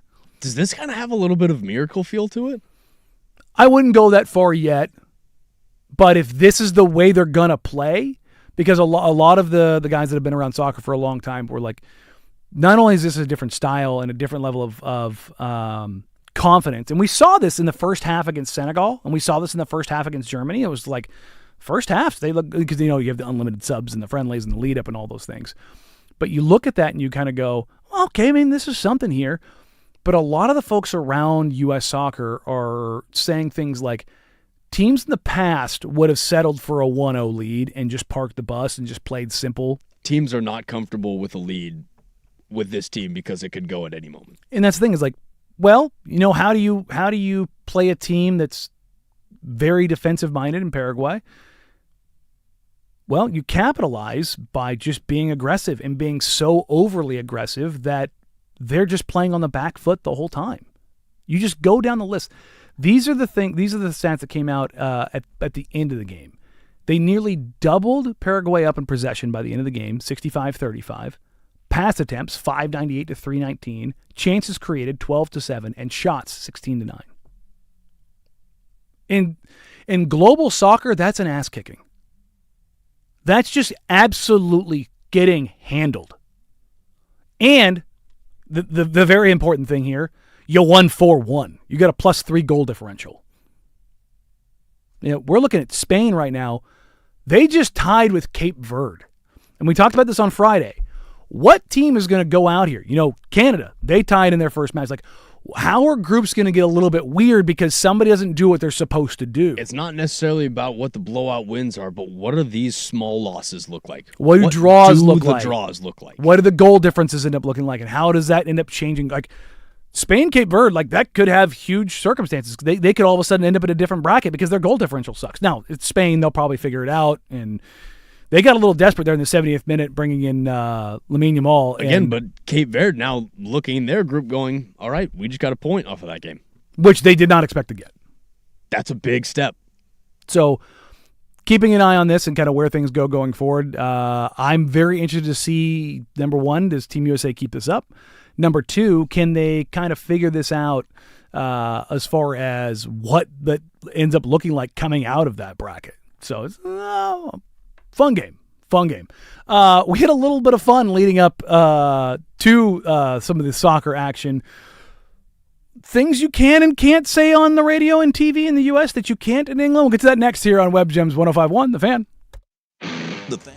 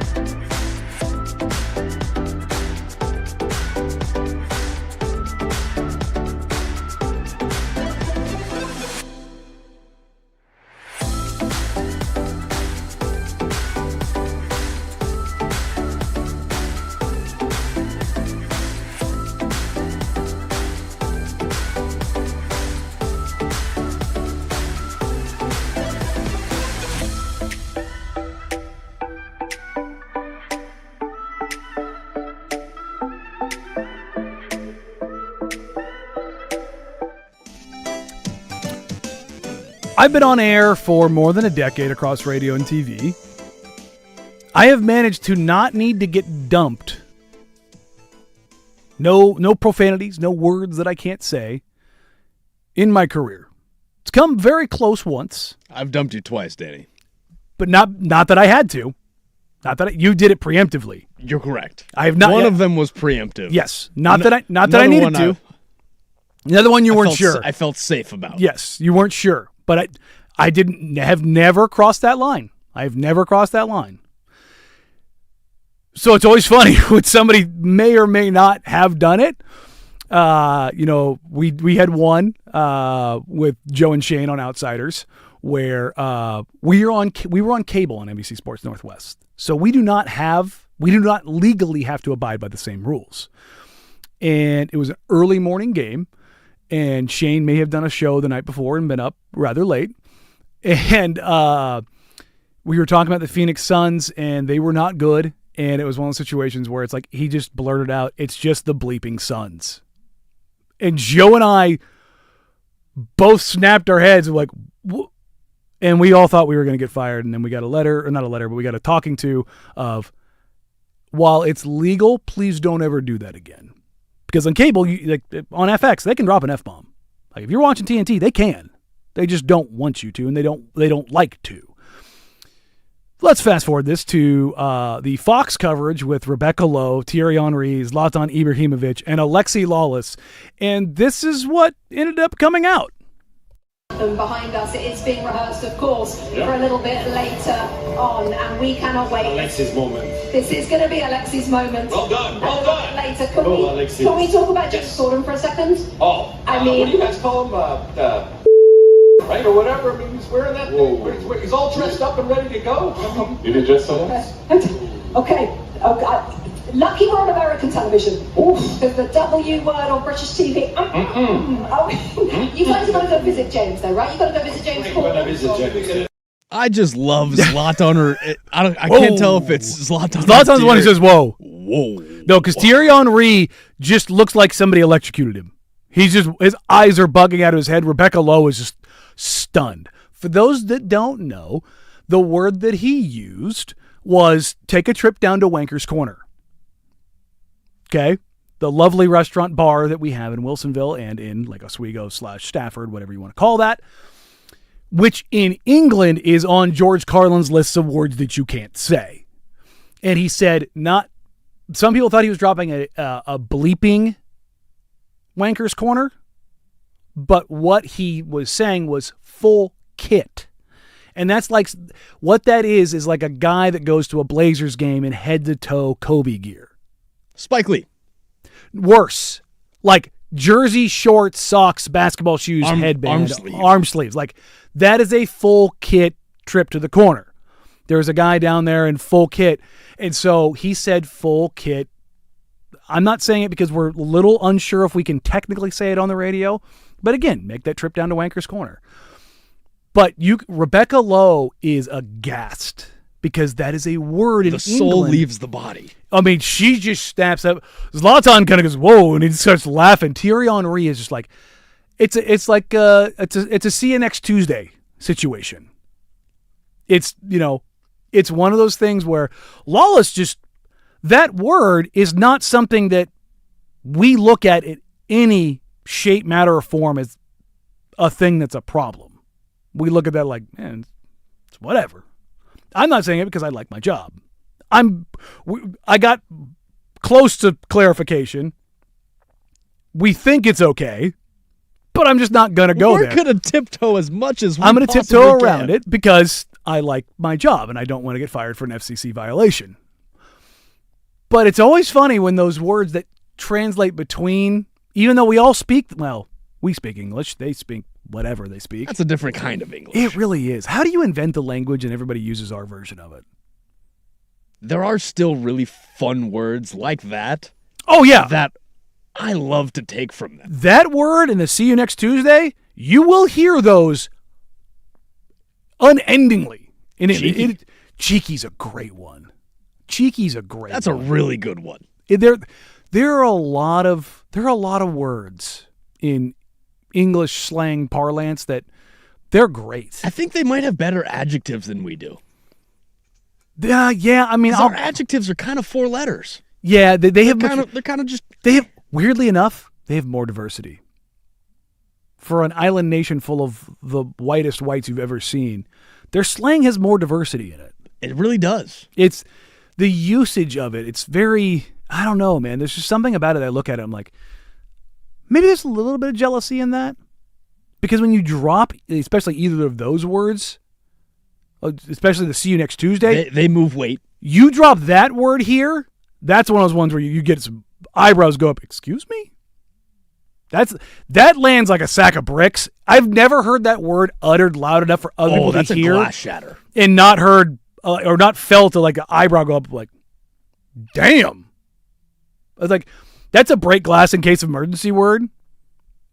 Now, I know some people that are a little more liberal with its usage, but they usually have a particular kind of tan line. If you're picking up my drift. I know what you mean. I know what you mean. There's a particular tan line on the body that usually goes with that word. So it's some southern connotations that may or may not be attached to that word. But it's those cross-cultural functions that come out of that. You're always just like, if you haven't seen the clip, I highly recommend it because it is utter shock and disbelief. Zlatan laughs. Rebecca Lowe is just floored, and Thierry Henry does the two-hand on the table, lean forward, mouth agape, eyes bulging out of his head, and just holds it there. Which, when somebody does it on air, Shane wasn't the only one that's ever done it with me on air. Harris has had to be dumped a few times. Rightfully so. Oh, yeah. And I've had to shoot a look over to him, and I'm like, and there was one time when he got so close. The best is when you shoot the look over at me because then I'm going, yeah, I've got it. No. If I give you the look, don't worry, pal. Look, man, I know I am a habitual line stepper. I cross a line every now and then, but I dance on the line. I know. I try not to. Trust me, if my intrusive thoughts won out, I'd be in a lot of trouble. For those that think, like, oh, you cross the line a lot, I'm actually reserved for what's actually going on in my head. And I very much agree with you on that point. You hear me off air. Let it fly. Like, and again, not just profanity, but it's like I say some really unhinged things.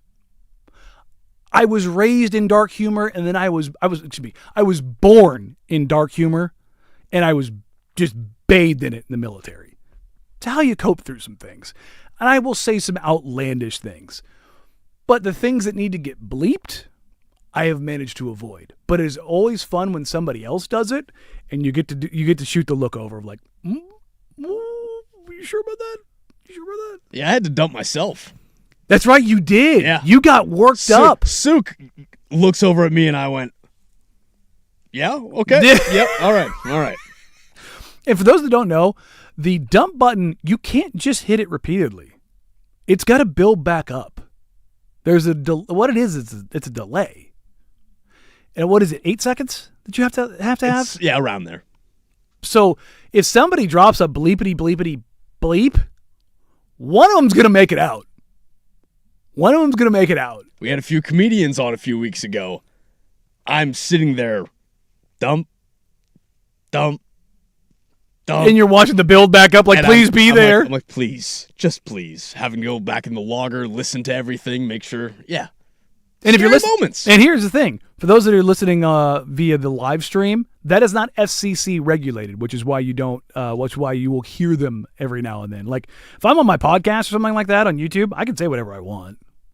There's no dumping. There's no legality. All you got to worry about is, getting demonetized off of YouTube, this, that, and the other. And even then, it depends on what you say. Mm-hmm. Like, profanity-wise, you're fine. Legally. So, I don't know. I just thought it was funny just because of the complete and utter reaction. It is always really funny when someone else does it and the immediate reaction is, uh-oh. Because what you're supposed to do in that chair is pretend like nothing happened. You're just supposed to keep it moving, and roll with the punches. Yeah. On to the next one. We got a clip for you. It's like when a streaker runs on the court or on the field. You just pretend that it isn't there. Don't acknowledge it. Just keep it moving. But they were caught so off guard. They're just like, nope, can't do that. The best part is that they're teeing him up. They're like, oh, yeah, this is Alexi's moment, like this, that, and the other. He's about to do a whole breakdown and just happens to drop it. Yeah, because this wasn't a thing of like he just kind of interjected it. Like he was getting set up for the segment. Let me play the first start of it again because the way that they're hyping him up, it's his moment. And behind us, it is being rehearsed, of course, for a little bit later on, and we cannot wait. Alexi's moment. This is going to be Alexi's moment. Well done. Later, can we talk about James Corden for a second? Alexi's moment. I mean, what do you guys call him? Right or whatever. I mean, he's wearing that thing. He's all dressed up and ready to go. You ruined your moment, pal. Okay. Lucky we're on American television. Oof, there's the W word on British TV. Oh, you guys are going to go visit James, though, right? You've got to go visit James Corden. The W word. I'm going to start using that. The W He was a real W word. Real W word, you know? Just real W. The W word. I don't know. Well, they were caught just looking, and were the Trailblazers. Were they caught looking as Tiago Splitter is the new head coach of the Chicago Bulls? We'll revisit that here in the noon hour on the Firm of Harrison Marang, 105.1 The Fan. This is the International Soccer Report, brought to you by Gold PDX on the corner of Southeast Hawthorne and 18th Avenue.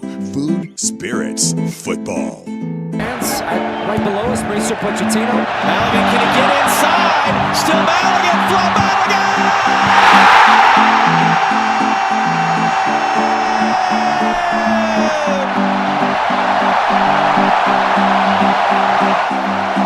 Listen to the roar as Flo Balogun puts it in the upper 45. Ladies and gentlemen, that is your International Soccer Report brought to you by Goal PDX. Shout out to the guys at Goal PDX down at Hawthorne. Head down there for all of your soccer-related activities and viewing because they are absolutely phenomenal hosts and a great little bar and a great little setup.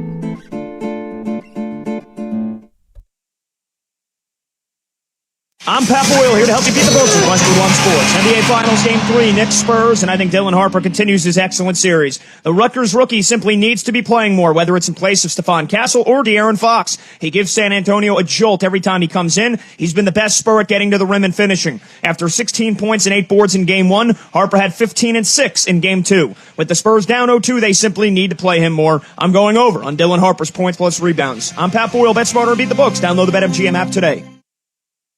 Tired of hearing scary radio ads about the IRS? Tax Relief Advocates is different. TRA is here to tell you that if you owe money to the IRS, whether it's $5,000 or $500,000, we have a solution. TRA can eliminate or reduce what you owe to the IRS with zero risk to you. If we can't reduce your tax debt, then you pay nothing. We have over 1,000 5-star reviews on Google and an A+ with a BBB. End your tax nightmare today by visiting TRA.com or call 800-339-6282. That's 800-339-6282. This is Rick Jones of Goldberg Jones. As a family law attorney, I know firsthand the challenges and obstacles that men face in divorce and custody matters. Our firm is committed to protecting husbands and fathers.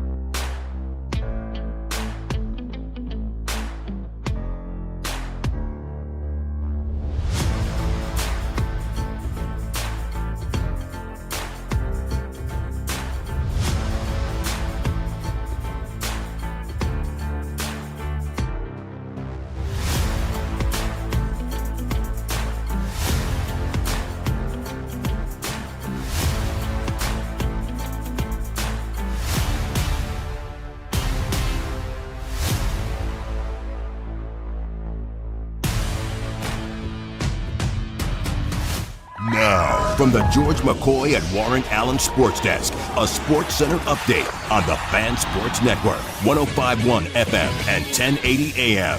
First on the Fan, if you missed it over the weekend, the New York Knicks became NBA champions after defeating the San Antonio Spurs 94-90 on Saturday, clinching the Larry O'Brien Trophy for the first time in 53 years. Jalen Brunson was named the Finals MVP after an elite Finals performance as he finished with 45 points in Game 5 to cement himself as an NBA champion. Over in the NHL, as Tom Dunnan's Carolina Hurricanes became your Stanley Cup Finals champions last night, as they defeated the Vegas Golden Knights 3-0 in Game 6 to clinch the Cup for the second time in franchise history. Hurricanes captain Jordan Staal was awarded the Conn Smythe Trophy, becoming the oldest player to win MVP in the Stanley Cup playoff. Over to the WNBA, as your Portland Fire are back in action on the road, taking on Courtney Williams and the Minnesota Lynx tonight. Tip-off set for 5 p.m., but make sure to catch all of tonight's coverage over on 9:10 a.m. when pregame tips off at 4:45. And finally, some NFL news for you, as the New York Jets and right guard Joe Tippmann have agreed to a 4-year, $62 million contract extension. That includes $31 million in guarantees, as Tippmann entered his final year of his rookie contract. And for more sports scores and stories in 30 minutes, I'm Lowercase from the George McCoy at Warren Allen Sports Desk. Hurt, missing work? Insurance companies acting like jerks? Don't call your mom. Call George McCoy at WarrenAllen.com. The home of the firm of Harris.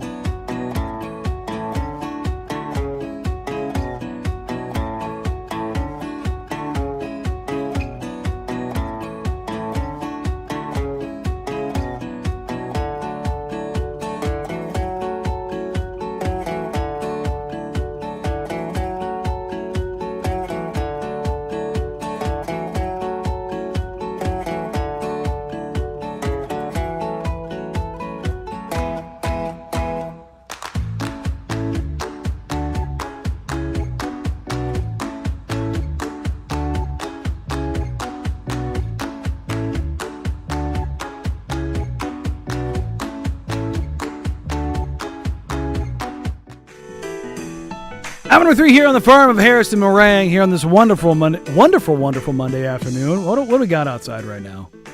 84 degrees, high of 92. That's the good stuff.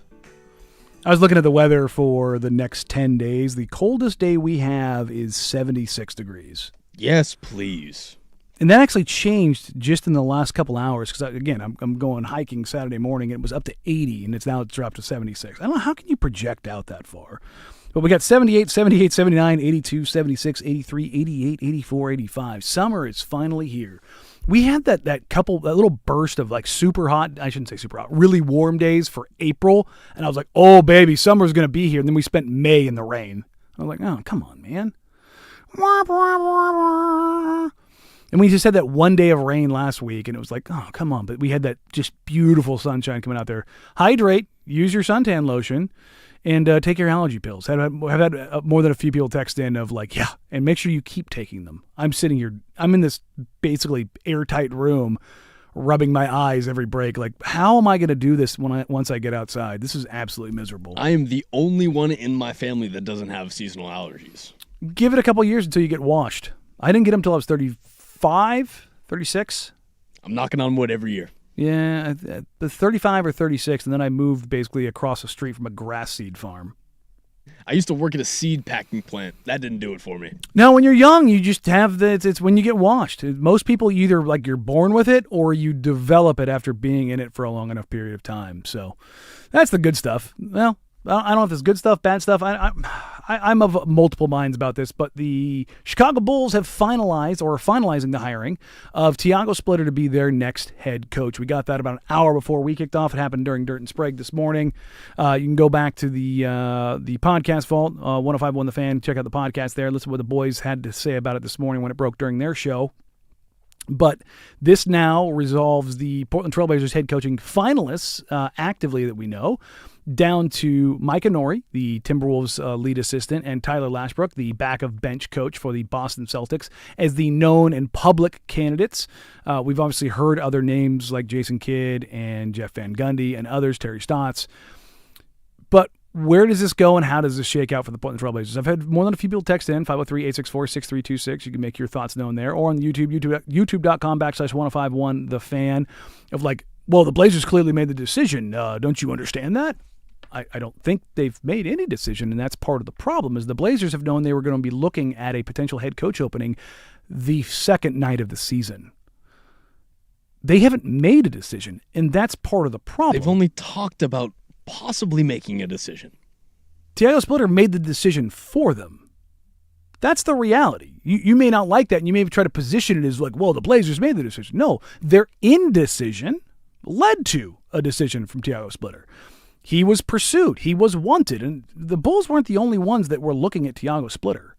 Splitter was one of the most sought-after assistants in the league last year. He got votes for Coach of the Year. He took a team that, for basically everyone thought would be under 500 and got them over 500 into the playoffs and got a win in the playoffs. Like, I've seen people, somebody on the YouTube said, it'd be really nice to see a coach draw up an inbounds play. If you think Thiago Splitter is responsible for them turning the ball over in an inbounds play, buddy, you got bigger issues in life. Thiago Splitter's not throwing a pass. Thiago Splitter's not cutting. Thiago Splitter's not catching a ball in inbounds. I think it's drastically overstated and overestimated what coaches do in games. And because of that, I've been somebody who's for years believes and still believes that for the most part, coaching is not this huge thing that people think it is, like in high school basketball. It is about ego management. It's about personnel management. It's about who plays and when. Now, when you want to get into the nitty-gritty of it in the NBA Finals, coaches can win games. They can win moments. I genuinely believe that. But over the course of 82 games, you're looking at how effectively can you come out night in, night out. Again, if you do all of the player, I guess, adjusting, managing mentalities, this, that, and the other, then we'll ask you, what is this play that you're drawing the up X's and O's that come out Then of we'll it. look at the X's and O's. But if the other stuff isn't met, that's not stuff we worry about. No, I'll use this example always because David Blatt is a great X's and O's coach. Always was, always will be. But he did not understand the dynamics at play in the NBA, and so he was gone. And there are guys that are not great X's and O's guys that are great player personnel guys that know how to motivate. You know, Tom Thibodeau is a motivator who gets guys to play defense. He also grinds his guys into pace and plays a clunky offense. And you say, well, Mike Brown got this out of these guys. Yeah, great. Right place, right time. Mike Brown is a guy who just gets guys to play. He's a player's coach. I've also seen militant leaders, quite literally militant leaders. Greg Popovich, Air Force Academy. Great coach. Great X's and O's. Great, like Wemby, Duncan, Robinson, Manu, Parker. They're all there. They're all around the team still because of Pop, because of what they meant to, or what he meant to them, and continues to mean to them. Take a look at Miami, where Pat Riley and Eric Spoelstra, they run things very militant. Yes. Because that's the ask. If you can do this, that, and the other off the court and do this in your preparation, the stuff on the court gets real easy for you. But also, at the same time, Mark Dagnall's not militant. Joe Mazzulla's militant in a different way. There's 20 different ways to skin a cat in the NBA as a head coach. My biggest issue with the coaching stuff has been optics and will remain to be optics. It's not willing to pay.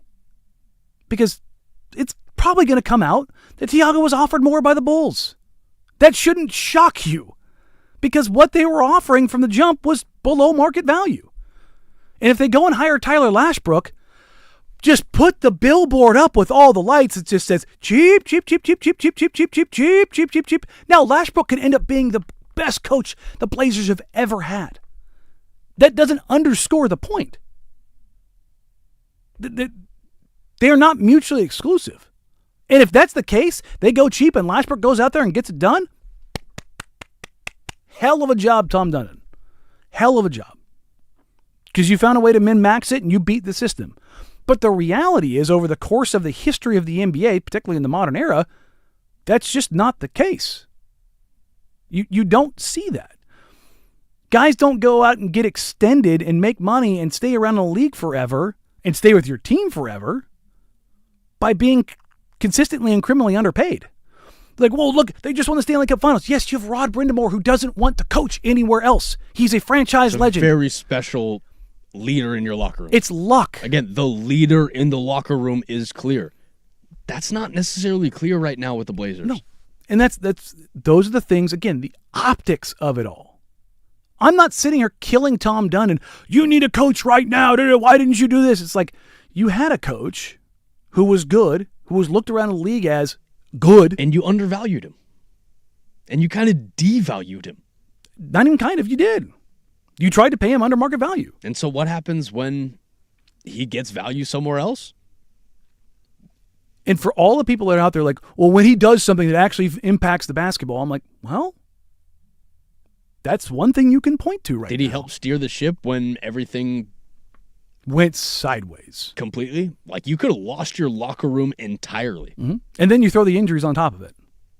But the third most injuries in the NBA. The conversation was that Giannis was much more of a locker room worry, and the Bucks situation was more of a locker room stressful situation than anything going on in Portland. I just look at this and I just go, how are you still at this point and not having a coach when you've known for this long? And again, if they go with Nori over Lashbrook and they're willing to pay and they learn, awesome. We keep bringing up how close we get to the draft and how that we're a week away tomorrow. Expect that a coach will have a deal before the draft, because then you have an idea of what to do with the roster, of what moves that you're going to make. What's the value of the picks? Okay, if I don't have those picks, what are we doing? Mm-hmm. But if this is an issue, what version of the team are you trying to get? Yep. Right? Like that's the thing that you're looking at. And so what's the style? And that's the thing is, like, with both those guys that are remaining in Lashbrook and Nori, they can say they want to do X, Y, and Z, but they've never done it. And that's where I give Splitter a lot of credit. It wasn't his roster. It wasn't his idea. It wasn't his install. That's Chauncey's. He had to make changes on the fly. He wasn't preparing to be a head coach. And he still got him to 42 wins. Now, I will always go personnel, but he was missing a chunk of his personnel for a lot of the season and still managed to get a team to 42 wins, above 500. He beat expectations. You can't sit here and take away from him. He didn't do this, he didn't do this, he didn't do this, and then say it's all the players, and then not also say but he did this, and this. Like, you can't have it both ways. You either believe coaching doesn't matter, and it doesn't matter who the coach is, and any coach is better. And it's all based on the roster, and got to keep the roster, this, that, and the other, add a few pieces. Well, then why do you care about coaching at all? Mm-hmm. That's always been my point. It's like, you can't be on both sides of this. Either coaching matters to an extent, or it doesn't matter at all. Like, people want to have, like, well, it's this, that, and the other. It's like, no, man, you got to pick a lane. If coaching doesn't matter, then Thiago would have had a deal done. Then it would have been, all right, we just need someone to fill the role, and all right, he steered the ship. Guys like him, and there you go. We'll figure it out. So, again, the optics. I just keep coming back to it because that's all we have right now until October. Walks like a duck, quacks like a duck. When you just start marking the box enough times, that's what you look at. And I've seen Bill Orm said something about, the Blazers fumbled this process. I would say they fumbled the optics. We won't know what the process is until the end this time next year. Yep. I have said that from the jump. People are like, oh, you hate Tom Dundon. No. I'm willing to give the guy a chance. No, I'm in the sit back and wait camp, but I'm also sitting back and waiting. And watching what's unfolding. From the outside, not liking what I'm seeing. I can have both opinions. Yes. 100%. If they go out there and they make it to the second round of the NBA playoffs, they make a big move, and all of a sudden they look like they're building towards something, hell yeah. I'm all for it. But what I have seen since he took ownership until right this second has been a lot of fumbling and bumbling, particularly in the PR optics point of view. What's the thing that you can be like, he nailed that? Crickets. Because he hasn't.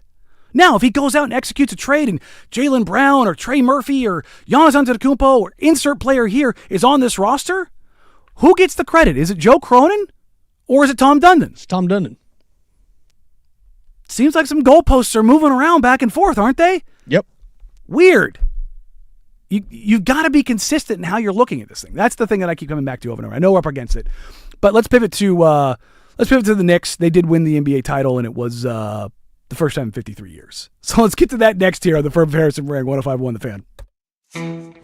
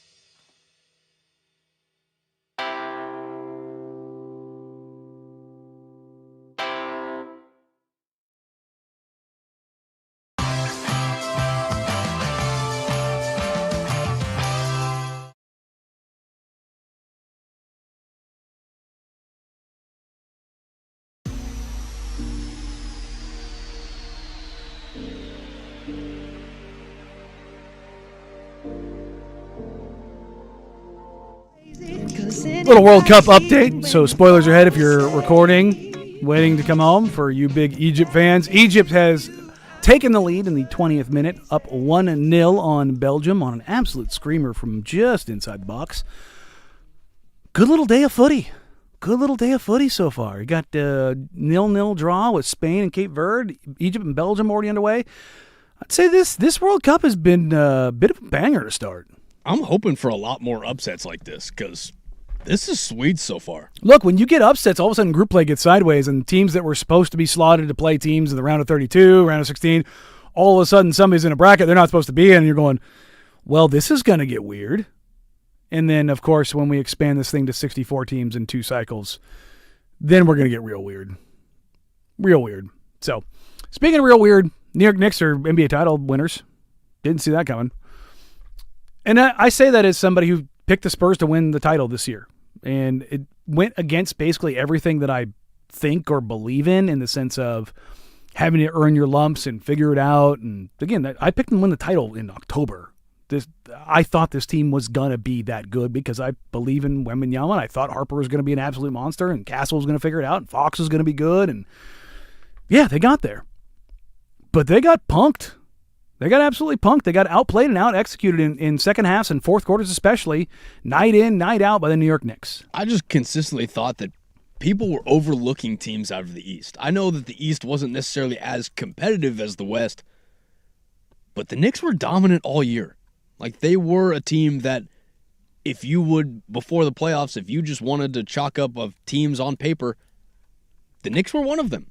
Mm-hmm. They had the team to do it. They had the numbers to do it. They were winning games by a lot. I liked them a lot. The margin of victory, particularly in the Eastern Conference playoffs, it was one of those things where like, man, this is pretty impressive, but it was also filled with, it's also the East. And the level of play and competition in that conference just hasn't been good. Yeah, you've got a Celtics team here or there, and you had a Heat team made a run a couple times. Unlike the West, the drop-off after the first 3 teams was pretty substantial. A lot deeper than it was in the West. Mm-hmm. And then when the gauntlets you have to go through in the West, especially after the San Antonio OKC Game 7, series against last year's title winners that went 7 games against the Pacers that knocked off the Knicks, you just kind of look at that and you go, okay, well, were the Pacers last year more like the Knicks this year? And again, I firmly believe that if Tyrese Halliburton doesn't tear his Achilles, that the Pacers win that title the year before. And then are we talking about back-to-back Eastern Conference title winners? Pacers win a title, Knicks win a title. How does that shape up? How does that look? So, but I want to give the Knicks their credit. This is a title team, and I feels like I'm taking away from them because we had this conversation earlier in the show. If you stack this Knicks team up against the last 7 title winners, do they beat any of them? And that's not a knock at these. I think that's what makes this win more impressive. Mm-hmm. Is that things coming together at the right time in the right way. Things came together at the right time in the right way. And of all the superstars that did it in this league, it was Jalen Brunson. Mm-hmm. I think that's the biggest thing is we hype up Luka, Shai Gilgeous-Alexander, Cade Cunningham got a lot of love. Victor Wembanyama gets all the love. A guy that doesn't get talked about, even probably is the largest superstar on his own team, was dominant for the entire series and the entire playoffs. I think that's the dog in Jalen Brunson. That's what I love about basketball. That's what I love about competitive teams, is when you have a guy on paper that isn't as good as this guy, or, you line him up on paper. The Spurs probably win this 10 out of 10 times. But line up against each other, Jalen Brunson's going to bring that dog into the arena, and this is going to be different every single time. I love that. No, it is. And you take a look at what Brunson did in the deciding game, in Game 5. 45 points, shoots over 50% from the field, is incredibly effective. Needed every last bucket because Karl-Anthony Towns gives you 2 points. OG Anunoby, who was probably in line to be Finals MVP. Who gave you 50 points over the last 2 games spread. And he didn't show up in an offensive fashion. And, Mitchell Robinson's got to come in there and bail water for enough of a time period with Cat picking up the fouls. It was pretty poetic in the sense of they just found a way. And it was one of the cooler things was, did you see Mikal Bridges when he went to the stand for the press conference? He was like, he was looking at Josh Hart and Jalen Brunson. Was like, do y'all remember in the NCAAs when we were all up here and they had our name tags and somebody superimposed both clips over? And it's so crazy to look at because McHale, Hart, and Brunson look like babies. It's not that long ago. It is, but it's not that long ago. And to think about their journey, 3 college teammates who won an NCAA title together, 2 of them won 2 together, to go into the NBA and ultimately end up back together, 1 via free agency, 2 via trade, and to win a title together, that's a pretty damn cool story. I just chalk them up to just being winners. Again, you said they're just winners. They found a way to win at every level of basketball that they have ever played at. That's dominance. Again, we talk about Brady a lot. Brady wasn't the greatest passer. He wasn't the strongest arm in the league. He definitely wasn't mobile. But he just won. And that's what makes competitive nature, and that's just what makes this Knicks team special for me, is they just found ways to win. And you've got 8 different title winners in 8 straight years in the NBA, and I almost guarantee if I was betting, I would bet the field over the Knicks next year by a lot. And that's not a shot at the Knicks. It just goes to show you the parity of the NBA. Okay, 8 different title winners over the last 8 years. There's 30 teams in the league. Almost a third of the league has won in the last decade. I think we're out of the dynasty era. Now, the Spurs might end up with, some version of this group with Wemby, Castle, and Harper winning a couple over the course of a decade. But because of the way the second apron works and because of the CBA and because of how things are structured right now, unless something drastic changes and the introduction of the lottery rules, I think the era of super teams that win and win and win are no longer. I think you're right, because I think that even if the Knicks are successful next year, they do get broken up. The money's there's going to be some version. There's going to be a cap casualty somewhere. Someone's going to get a better offer somewhere else, and that's what breaks up teams. It always does. Because Brunson's going to get paid. He has to.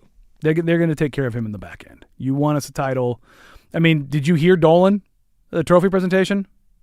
Talking about the captain. I usually don't listen to Dolan speak. I don't either, but he doesn't speak that often. So it was one of those things where it was like, all right, let's hear what he has to say. And nothing but effusive praise about Brunson. I imagine he's going to get taken care of on the back end because he won a title. First one in 53 years in New York. He had 53 years. That's a... How many titles have the Yankees won since then? Giants have got a couple of trophies since then. What, maybe 10? They're used to it. Knicks aren't. Yep. So let's keep it in the NBA a little bit. Over the weekend, some I don't want to say news, but some notes came out around Giannis. And Giannis going to Miami, not so certain. Wait, insert star here, not going to Miami, not so certain. It's probably a good place to start. We'll get to that next coming up here. But first, here's Lowercase with the Sports Center update on 105.1 The Fan. Now, from the George McCoy at Warren Allen Sports Desk, a Sports Center update on the Fan Sports Network, 105.1 FM and 1080 AM. First on The Fan, if you missed it over the weekend, the New York Knicks became NBA champions after they defeated the San Antonio Spurs 94-90 on Saturday, clinching the Larry O'Brien Trophy for the first time in 53 years. Jalen Brunson was named the Finals MVP after an elite Finals performance as he finished with 45 points in Game 5 to cement himself as an NBA champion. Over to the NHL as Tom Dundon's Carolina Hurricanes became your Stanley Cup Finals champions last night as they defeated the Vegas Golden Knights 3-0 in Game 6 to clinch the cup for the second time in franchise history. Hurricanes captain Jordan Staal was awarded the Conn Smythe Trophy, becoming the oldest player to win MVP in the Stanley Cup playoffs. Over to the WNBA as your Portland Fire are back in action on the road tonight, taking on Courtney Williams and the Minnesota Lynx. Tip-off set for 5 p.m., but make sure to catch all of tonight's coverage over on 9:10 a.m. when pregame tips off at 4:45. And finally, some NFL news for you as the New York Jets and right guard Joe Tippmann have agreed to a 4-year, $62 million contract extension. That includes $31 million in guarantees as Tippmann entered his final year of his rookie contract. And for more sports scores and stories in 30 minutes, I'm Casey Smith from the George McCoy at Warren Allen Sports Desk. Hurt, missing work? Insurance companies acting like jerks? Don't call your mom. Call George McCoy at WarrenAllen.com. The Fan is live on YouTube.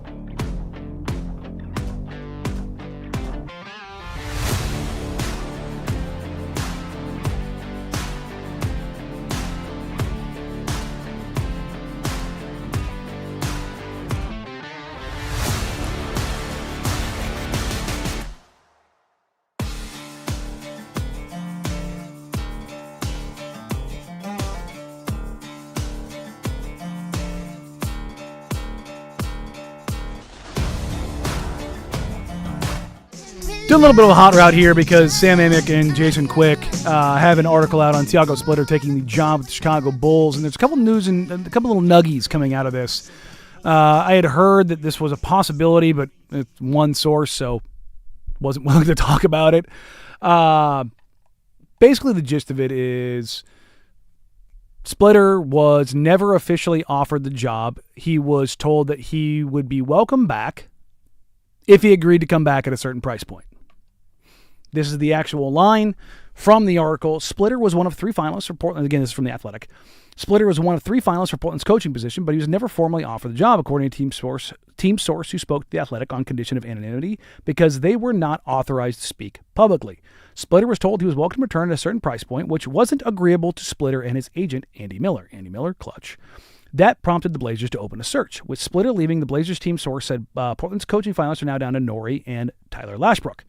The Blazers and Mavericks are the only teams with a coaching vacancy, and if Dallas hires either Norrie or Lashbrook, there is a chance the Blazers reopen their search. You've had a longer runway to this than anyone, and you got beat to the punch. So for everybody's like, well, they made their choice. No, the Blazers didn't make their choice. That's the problem.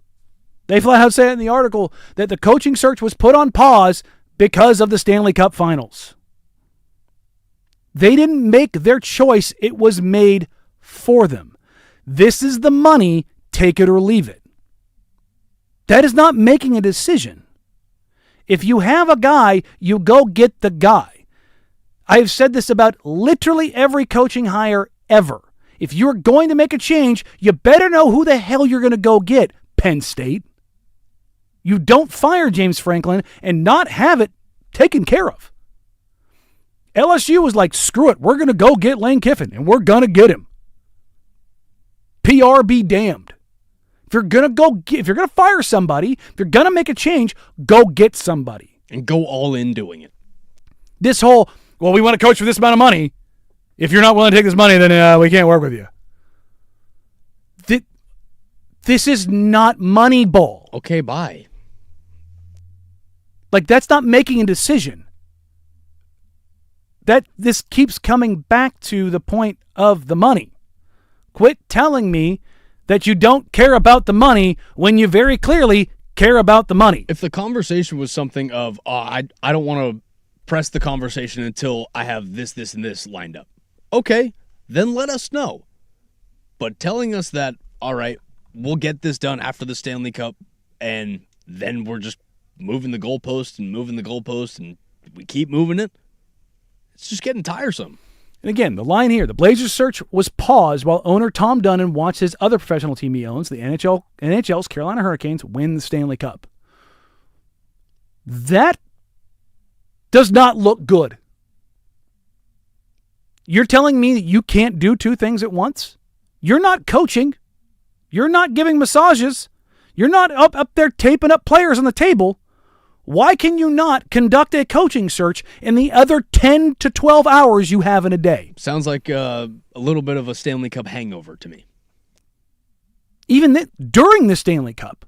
Why can you not do it then? Zoom exists. You're up 3-0 already? Microsoft Teams exists. Slack exists. The second that final buzzer hits, you should know what the next 12 hours of your day Forget the final buzzer. Why can't you do it during the playoffs?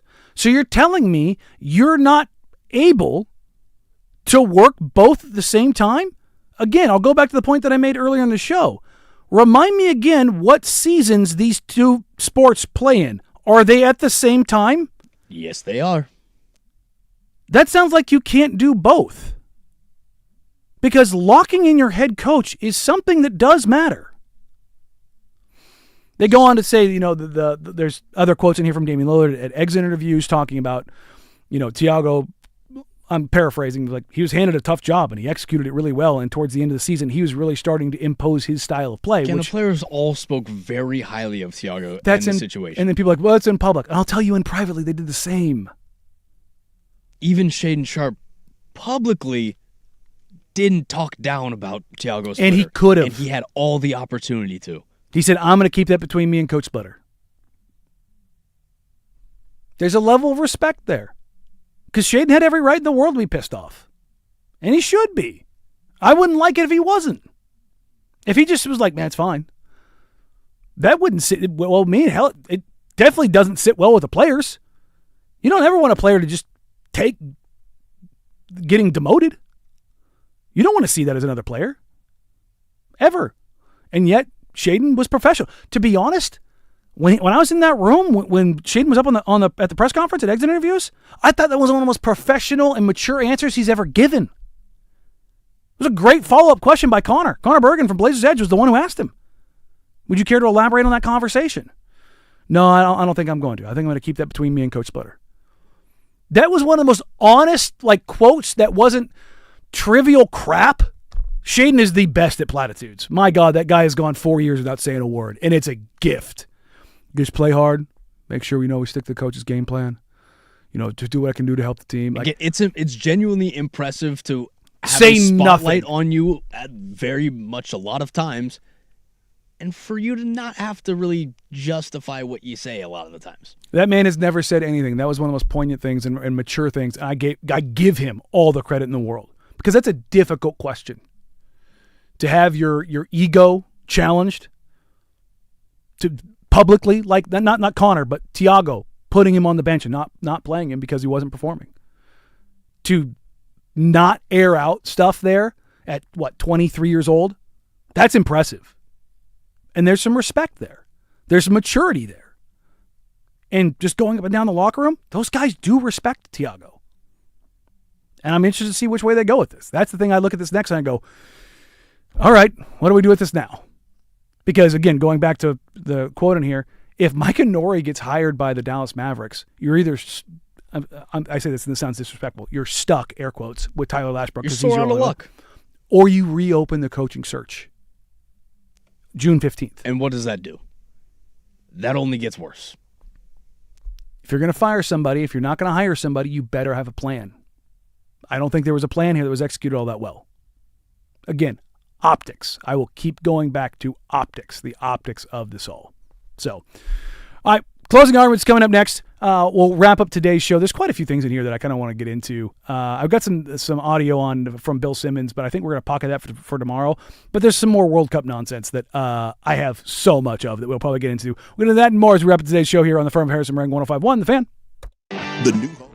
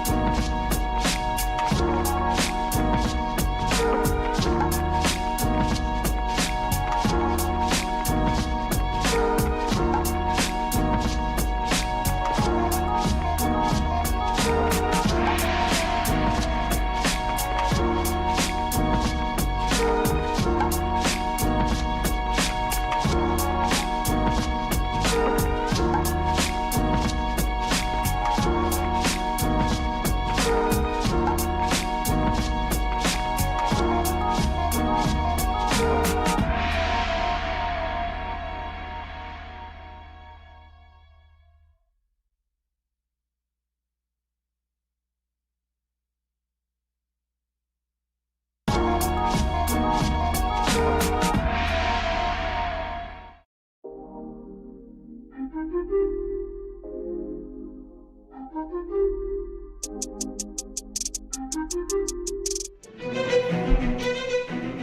a nice little bow on today's show here on the Firm of Harrison Marang. Again, Harris will be out, or was out today. Be out tomorrow, be out Wednesday. He'll be here for one whole day on Thursday. And as a reminder, we will not be here on Friday because we are all celebrating or observing Juneteenth as a corporate holiday. Second year in a row. Look at that. On a nice little Friday with some nice weather, 3-day weekend. Sign me up for that. I am all here for it. Juiced up. Ooh, yeah. Who's that? That's the biracial angel himself. I was to say, I was like, what's going on here? He's a biracial angel. Love to see it. There are a million things that have come out of the World Cup so far, and I wanted to get to some of it. We'll get to more of it as we progress through the World Cup and throughout the week because it is the gift that keeps on giving. This was what came out of Match Day 2. This was on Friday. These are all of the things that just notable news stories that kind of came out of this. Obviously, USA beats Paraguay 4-1. Arguably the best performance in U.S. soccer history. During our show down at Goal PDX, Canada and Bosnia drew 1-1. We had 8 or 9 Bosnia fans there at the bar wearing Bosnia jerseys. Super dope. Alexi Lawless mentioned Wanker's Corner on TV, which is great. Christian Pulisic surpassed Cristiano Ronaldo in career World Cup assists. Because he had 2 or 3. He has 3 now. That's big. Yes.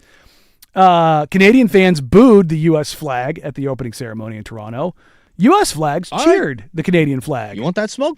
VAR reviewed a yellow card for the first time ever in a USA game. They were charged with the yellow. VAR reviewed, said it was a flop, and took it back. That was awesome. Bosnian fans took over the streets of Toronto. Went viral all over the place. If you want to go check that out, that was cool. Canada's draw against Bosnia was Canada's first ever World Cup point. So there you go. It wasn't a total loss for you. Neymar was ruled out for his first match for Brazil against Morocco. IShowSpeed was allowed to be the official FIFA president or is going to be allowed to be FIFA president for 5 minutes for the next match that he attends. Did you see Zlatan roasting him for wearing a Team USA top and a Nigeria hat? I think is what it was.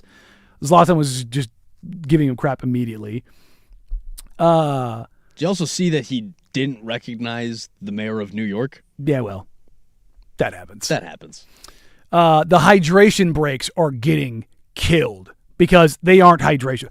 They just had one in Seattle. What's our weather right now in Seattle? 76? Low 80s? What with a breeze off of the coast? Yeah, what are we doing here? Because it's FIFA just grabbing money. Just grabbing me money. Or not me, grabbing them money. I will say one of the really cool things that has come out of World Cup play so far, and we were when we were watching the first match at Goal PDX, ref glasses, the ref cam, the goals that the angles that we're getting from ref cam.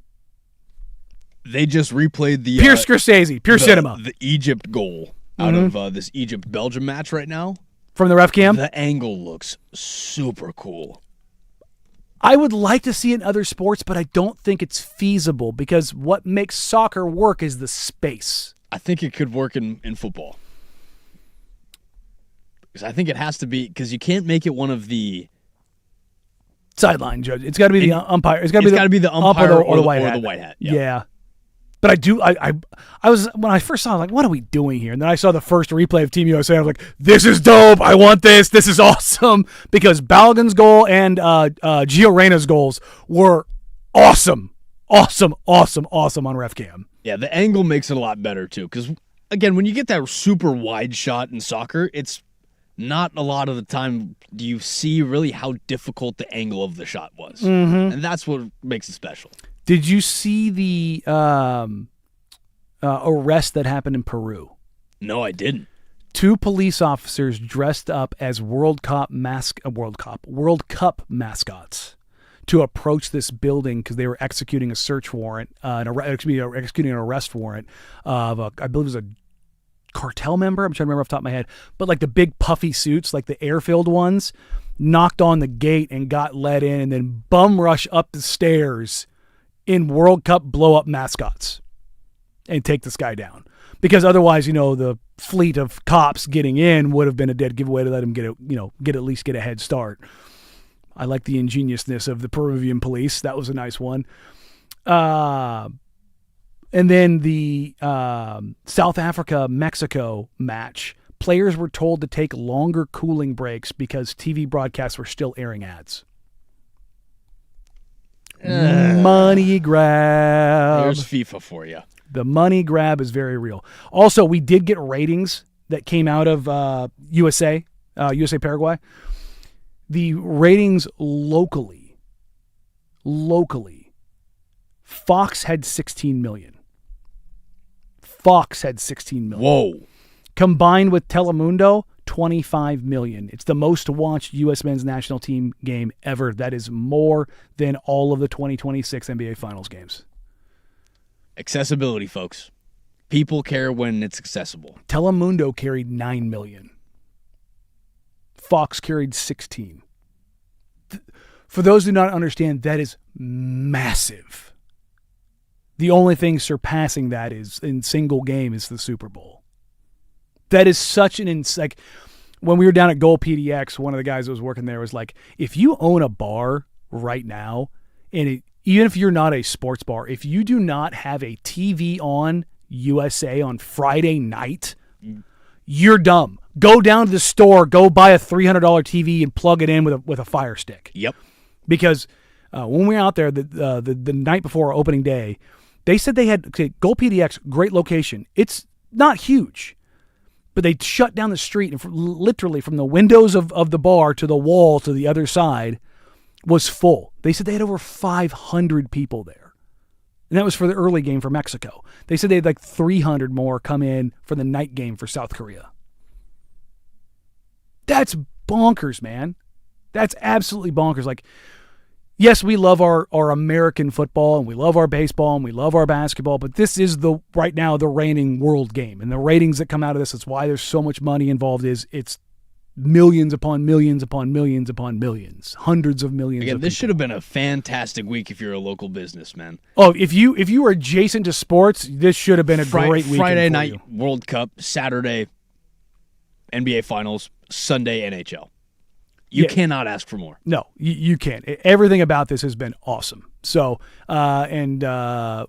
Egypt and Belgium, I believe we're still at halftime. Egypt up 1-0 on Belgium, and we get a couple more heavy hitters tonight, and then we'll see who gets a little scared. Spain, Cape Verde is obviously one of the ones that we're watching. Egypt, Belgium right now. If Egypt pulls us off, it's a pretty sizable upset. Belgium's a little older, but expected to win.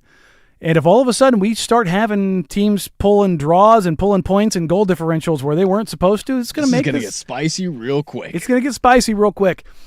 Pivoting into tomorrow's show, we will have some audio from Bill Simmons and Zach Lowe talking about Boston getting involved in a Giannis deal. There's more news about Giannis wanting to go to Miami. Man, I'm having deja vu all over again about Miami.